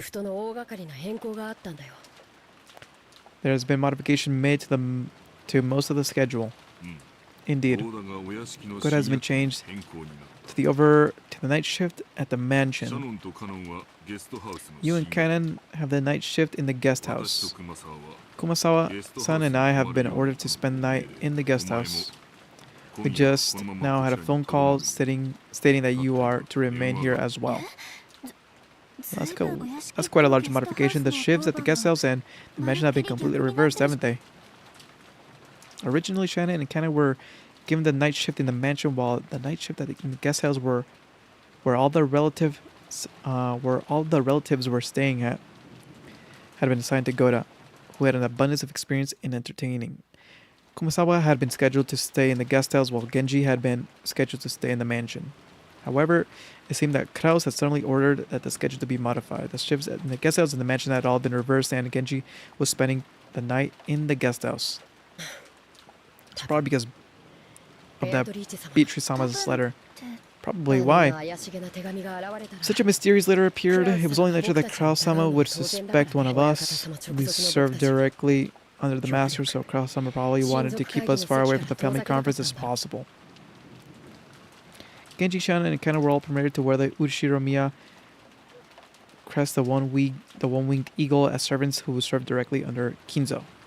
Of course, since they were working for the Ushiro-miya family, they had to obey anyone's orders, but their only boss was Kinzo.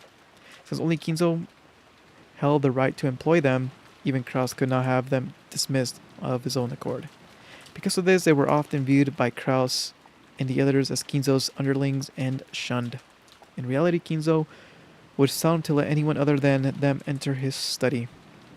You could probably call this a sudden shift, a change in clear expression, that sense of distrust.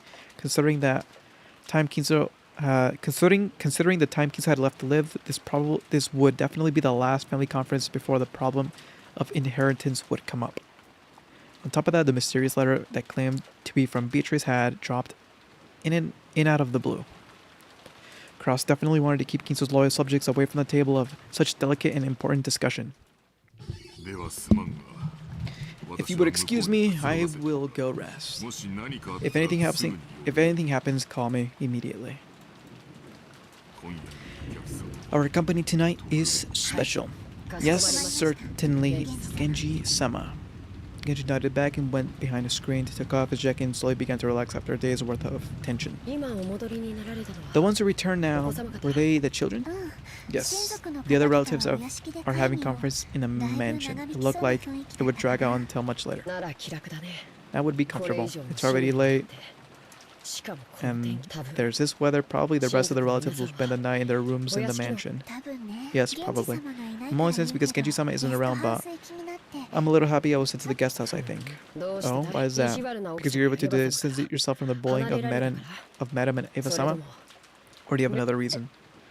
I don't have any other reasons. I see. Now let's do our best together with midnight shift. I'm counting on you, Nissan. Just now I was asked to go to the children's room and play with them. Shannon hung her head apologetically and made uncertain glances towards Cannon's eyes.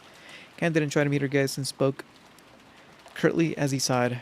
It looked like he didn't plan on indulging his sister. You can't. You were assigned the night shift, and also besides that, it's not necessary for furniture like us to respond to an invitation to play. You understand, right? Yes, I do understand. Shannon dropped her shoulders slightly. She had already expected that Cannon, who considered the rules to be very important, would probably say something like that, but even so, she was a little discouraged. As Cannon turned the pages of the logbook, he spoke without facing Shannon. In that case, you must be keeping the children waiting. You will have to apologize and tell them that you have the night shift and you won't be able to stay with them. Off you go then. Yes, I'll just go and apologize. Shannon hurriedly stood from her seat before her brother's mood could change, gave a quick bow, and flew out of the servant room. Jesus. As he watched her disappear, Cannon took a single deep breath. Genji's voice came from beyond the screen. Kanon. It will be here, so you should go too. Genji-sama. Shannon was the only one called. It's not like I was invited. That is only because you were not there at the time. If you had been, you would have been invited as well. It is good to play as children from time to time. No, it's not that I need to. A human child may need to play, but we are furniture? Is that so? Nisan is also furniture, even if she pretends to be a person. It will only hurt her later. I understand that, so I will not get too close to people. Genji did not say anything after that. A few moments passed and he stood up, used a pot of hot water to make some hot chocolate from powder, and served it to Cannon as well. Eh? Holy crap, seriously? I did not know that. Keep it down, dumbass. You'll wake Maria up. Balor was so surprised that he yelled obnoxiously and scattered his cards everywhere. His voice caused Mari to turn over once, but she soon fell back into a deep sleep. Jessica gave him a jab and lowered his voice. And he lowered his voice. No, but now you've said that, they really did have that kind of atmosphere, didn't they?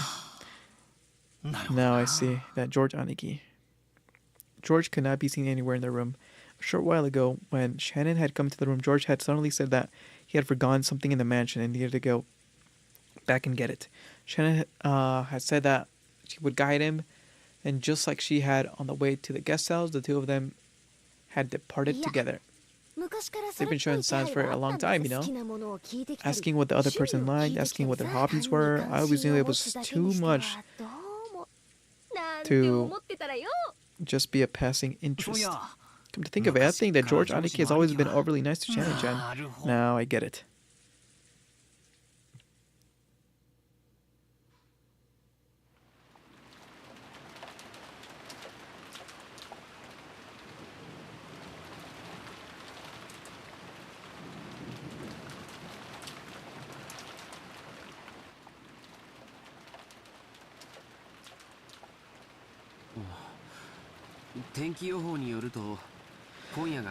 According to the weather report, it looks like it will be its worst tonight.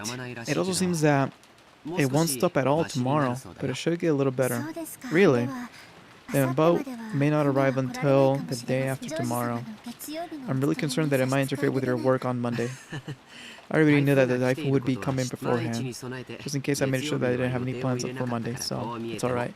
I may not look like it, but I'm really the type who can plan ahead of his schedule. George puffed out his chest, acting proud. Compared to the normally composed appearance that George always had as the oldest cousin, now he looked amusingly like a little kid. Shannon chuckled at his gap. It's no surprise that someone who will make his company prosperous is so well prepared. Listen to this cinema right here. Look at this peak.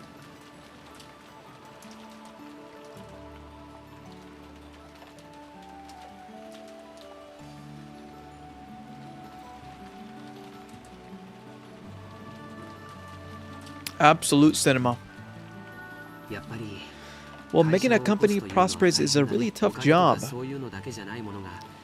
Money isn't the only thing that is important.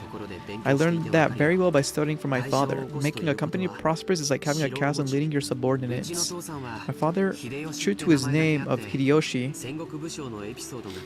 really loves reading about the great leaders of Sengoku period. Most of his philosophical speeches on business management starts with one of them. Did you know? Takeda Shingen, who was feared as the leader of the strongest cavalry corps in the Sengoku period, started out with his troops in a complete disarray and didn't have the kind of strong leadership necessary to utilize them well. Is that true? That's a little unexpected. In order to unite his troops, Shingen utilized several strategies. For example, when a soldier succeeded well in a battle, he would immediately honor them a medal. Normally, that kind of thing was put off until after the war, and they were all awarded at once. But by doing it regularly on the field of battle, he immediately showed his appreciation for his troops' military exploits, which motivated them in an extremely significant fashion. Furthermore, whenever one of his troops was brought down by an illness, he would be the first to rush to them and take care for them. Things like that. Takeda Shingen wasn't the man who led the strongest cavalry in the corps in the Sengoku period. He was the person who cared the most for his troops throughout the Sengoku period. That must be why all of his troops followed him. The truth is, Shannon had already heard this story several years ago. But George started to tie his father in with one of these stories. He would always be beaming, looking like he was having a great time. So Shannon did not interrupt, but merely smiled to encourage him to continue. Of course, in a capitalist world, money is power, but it is also the height of your castle wall. But you can't build up a castle wall or succeed in a war by yourself. That kind of thing can only be created with the support of many subordinates by borrowing their strength. After understanding this, when I look at my father's back, I realize how immature I am. I see how my father has cultivated his character by working hard and understanding how well he was able to build up all he has until today. George-sama, you truly look up to your father. I'm jealous. I'm sorry, that's not exactly what I meant to say. I'm sorry, whatever. The two of them awkwardly looked at their feet. Shannon had no parents.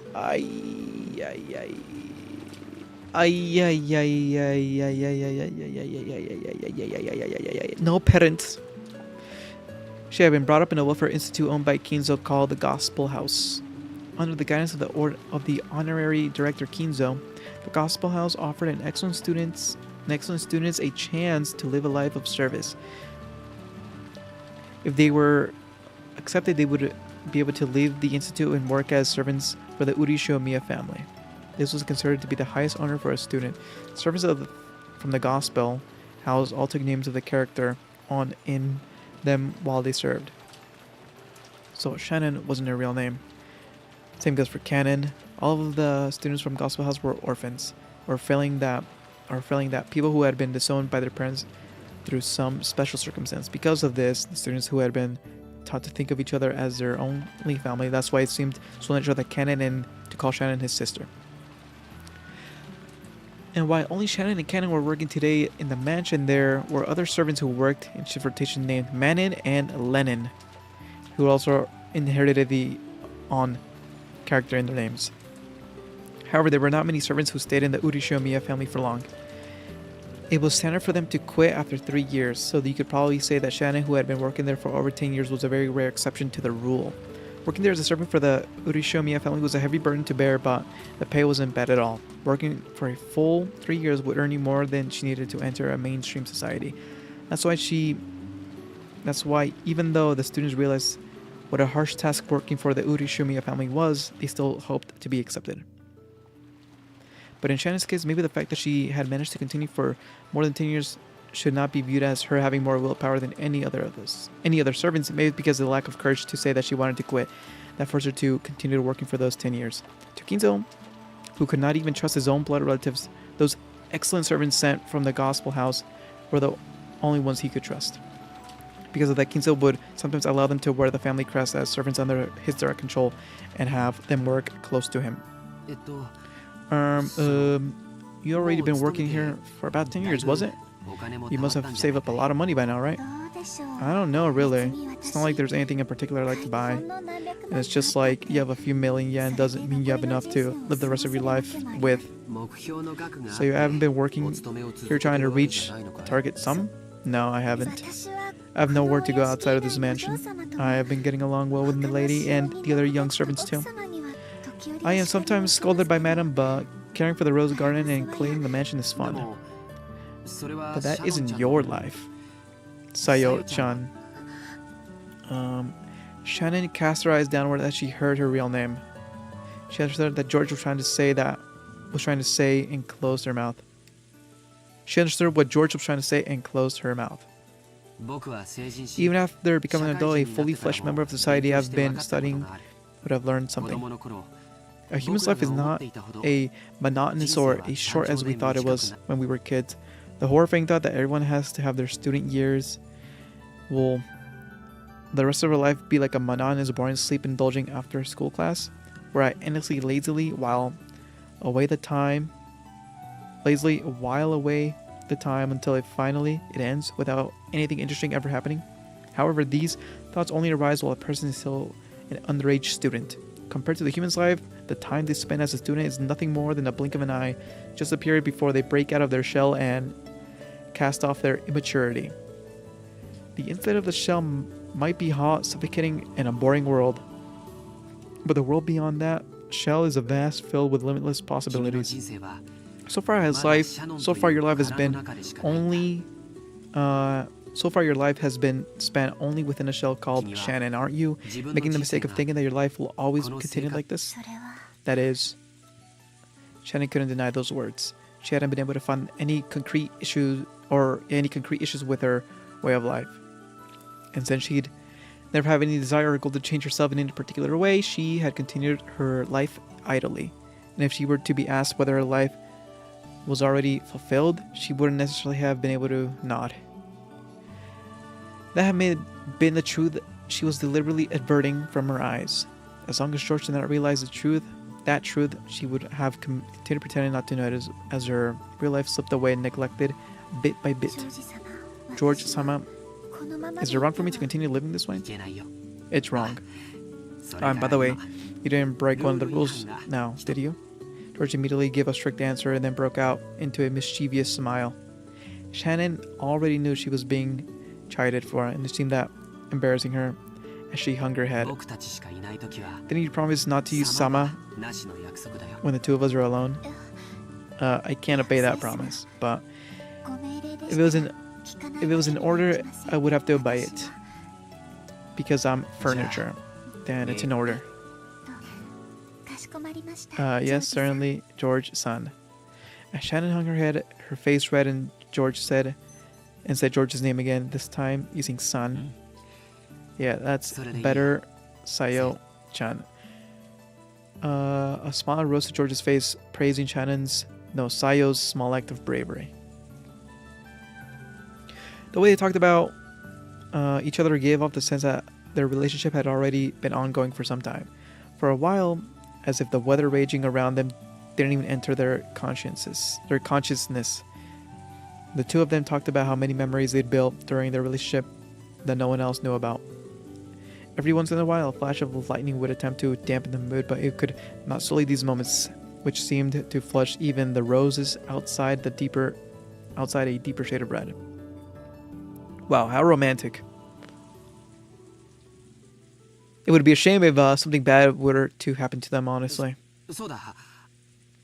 君に見せたいものがあって。 Oh yes, I have something I wanted to show you. What could it be? George, who had been speaking eloquently, suddenly started to stutter. From his manner, Shannon too understood something. George timidly reached into his pocket for it. It got caught deep in his pocket somehow, and it came out somewhat slowly and awkwardly in the same manner as his speech. It was a very small box covered in a deep blue velvet. Its characteristic shape was enough to make anyone realize what was resting inside. Shanna had been preparing her heart a little, sure of what it must be, but even so she actually saw it and couldn't avoid blushing once more. George opened the box, took it out, and held it out to Shanna to take. Will you accept this? I want you to accept this. I can't accept something so valuable. You can't accept it? That's not what I meant. Something like that. It's too good for me. Sayo, this is not a request. It is an order, okay? Accept this ring, okay? I can't disobey an order. Yep, that's right. Good girl. Okay. Shannon, not wanting to show her bright red face, timidly accepted the ring from George's hand while still staring at the ground. That ring wasn't a simple accessory. It was a noble object since ancient times was meant to be offered to a special woman with a special meaning. Thorny vibes. True! Literally thorny right here.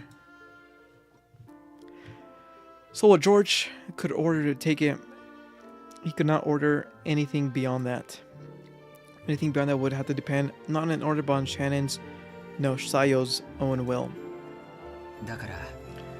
From here on, it's no longer an order. Sayo, I want you to answer me tomorrow without using words. Do you understand? I won't order anymore. This isn't an order. But this ring is something you put on your finger. If you like it, you can just put it on your finger that you choose. Shannon had only pretended not to know. She had already understood what he wanted her to do. But she was standing at a huge crossroad of her life. Look how late it's gotten. Let's call it a night. George faced away from Shannon, seemingly slightly uncomfortable. It might be possible for me to order you to put it on your finger on your left hand. You too might be timid and dependent enough to actually obey. That kind of an order. But I want you to do this very last part on your own will, Sayo. You understand, right? Yes.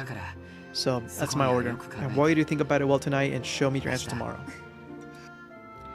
Shannon nodded back. Today was the accumulation of their long relationship. This moment had not come as a surprise to Shannon. We sure be getting back to the guest house soon. If we take any longer, we'll make everyone worry about us. I'm sorry. I just remembered something I had to do in the mansion, so I have to go back to the mansion. Something this late, really? George stared into Shannon's face as he laughed mischievously. He had seen through that obvious lie of Shannon, but imagining how she felt, it wasn't as he couldn't understand her embarrassment when she might want to be alone. And so George, having understood Shannon's lie and all that was behind it, allowed her to leave. Okay. Or some bullshit.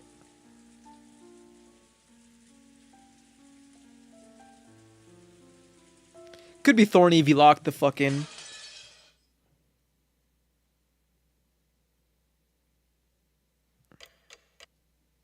Uh-oh.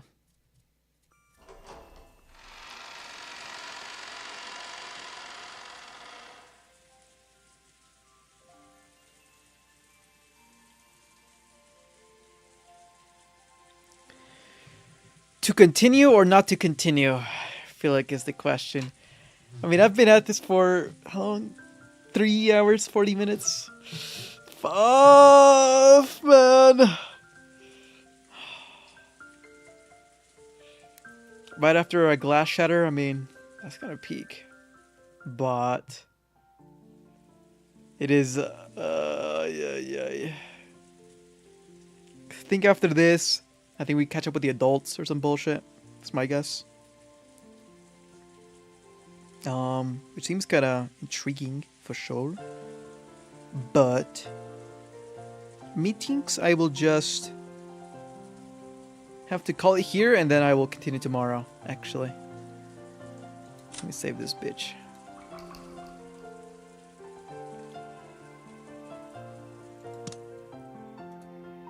Let me see. Let's go to the title.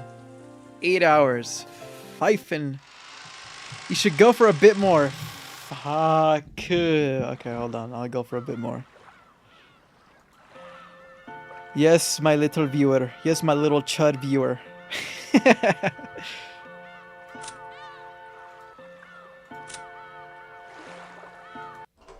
I will go until, I don't know, until the moment seems right, I guess. Shannon entered the entrance hall to the mansion with a tottering gait. Her chest was filled.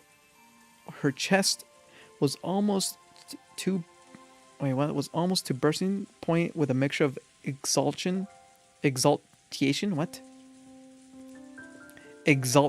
and uncertainty with that she could easily describe. After stopping for a second in front of the servant room to take a deep breath and calm her heart, she opened a door. Bang! Dead body. Inside, Goda, who had been ordered to take the midnight shift in the mansion tonight, who was absorbed in an old, worn-out crossword puzzle magazine. He looked up for an instant to see whether one of the family had come in, but when he realized it was just a fellow servant, he returned to his puzzle as if nothing had happened. I'm also by Genji-sama to help you. Really? That'll be useful. I was just about to go to make the rounds to close up the mansion, but I was in two minds whether I should leave this place empty. After all, the meeting Crow-sama and the others are conducting appears as if though it will continue for quite some time. They might order some tea at any time. That's true. Then what shall we do? Should I remain here? While in that case, Shannon-san, sorry. Would you please make the rounds around the mansion? I will stay here waiting for the family's orders. Yes, Shannon felt a twinge of annoyance. Despite the fact that she had come here to help out as a favor, she was being forced to do the job of a person who actually on duty, as though it were natural. Furthermore, after one-sidedly forcing that task on her, Goda had once again gone back to his magazine and become immersed in his crossword puzzle. For the time being, as a sign of respect for her elder, Shannon bowed her head and she left the room to make the rounds. Getting a little angry had enabled her to bring the airy sensation that she had been feeling until now under control a bit. Besides, she couldn't show this kind of phase to Genji and Kennen. Until her heart was able to calm down, she wanted a little time to herself, and maybe going around the mansion wasn't such a bad way to do that.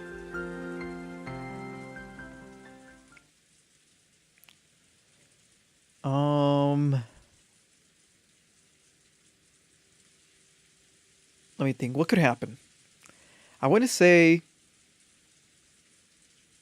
I mean, this is going to be completely random, but because I don't think they ever showed them closing the door where the gold ingot was. Maybe she comes across it by accident, and then she gets caught.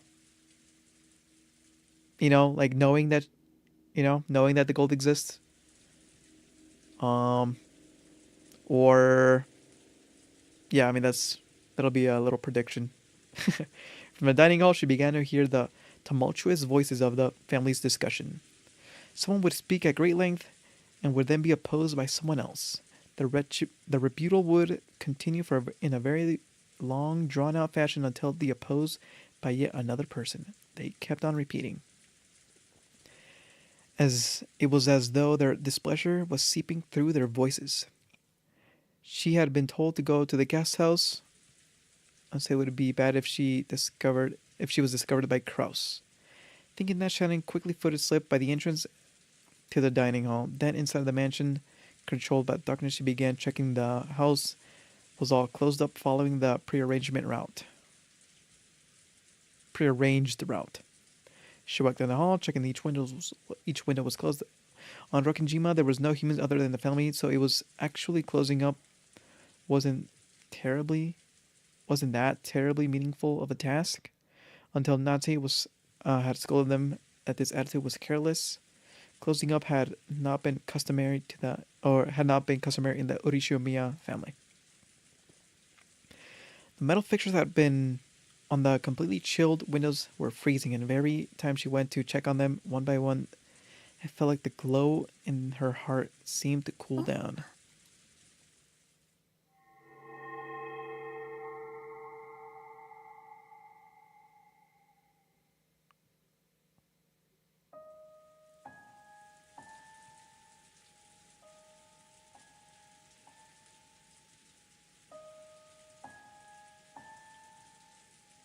What the fuck? What the fuck was that? Just then, she thought she saw something flickering across the hall. Flickering. Something like that shouldn't be visible beyond the darkness of the hall. Although she thought it was probably her eyes playing tricks on her, she killed her breathing for just a brief moment. And grasping the current, she feared it gazed into the center of the hall. However, other than the occasional crack of thunder brightening the hallway, she was unable to glimpse any flicker again. It might have been her imagination after all. Maybe because she couldn't calm her heart, she saw something that didn't even exist. Shanna resumed checking the windows. However, in the back of her mind, a certain unnerving possibility had been resurrected. It was that which had been passed down amongst the servants who served the Urishinomiya main family, that ghost story, in which the mansion had different masters of the day and at night. In the night in which the masters of the night, Beatrice, would sometimes fly around in the mansion in the form of sparkling butterflies. Come to think of it, hadn't Kanan-kun said that he had once seen it before? He had once seen it for himself? He got sulky and I didn't believe him when I told him he was just seeing things. Could it possibly? Really? The War of the Thunder gave no answer. The tension. The Rose Garden. Oh my god. So beautiful. I am there, in spirit and in heart. The immersion.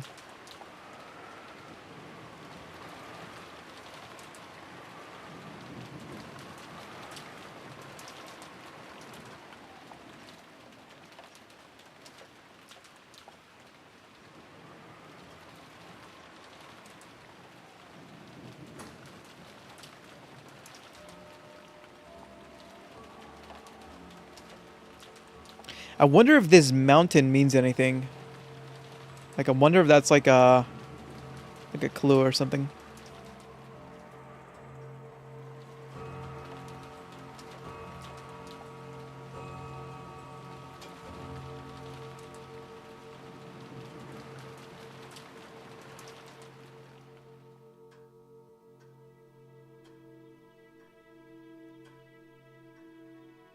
Butterfly.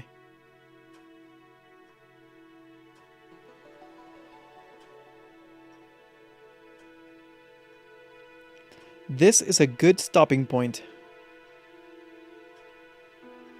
Is this the end of the chapter?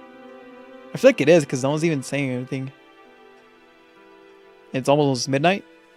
Or midnight already?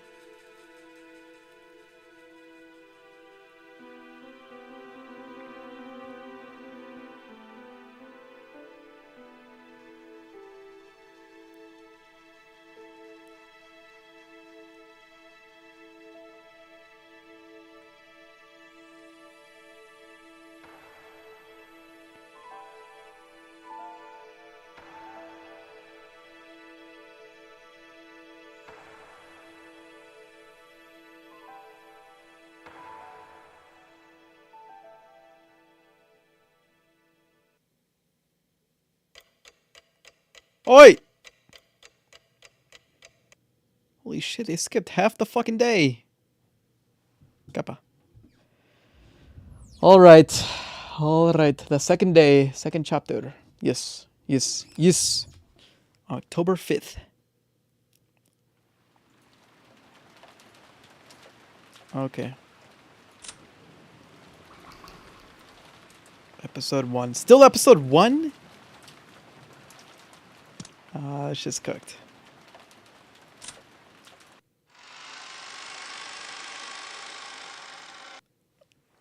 GG's W stream. What's that emote called? Keckface, Keckface.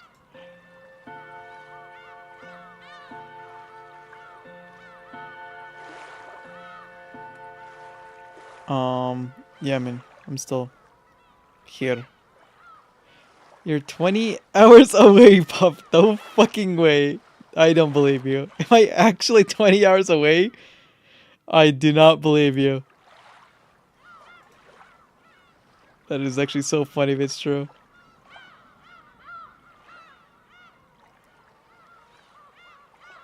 Dude, 'cause that'd be insane. But... oh shit, new trophy.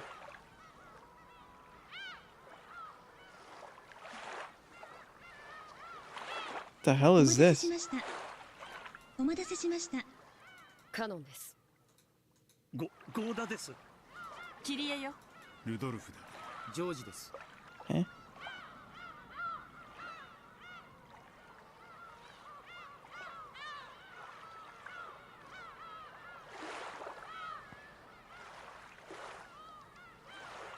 Alright. Well, I think that'll have to be it. Umineko, when does this shit get good? Kappa. Jesus. Alrighty. Well, I guess I will be heading off and, we'll continue tomorrow. Probably same time. Maybe a little sooner, maybe a little later. We'll see. GG's, my little chuds. Later, boys.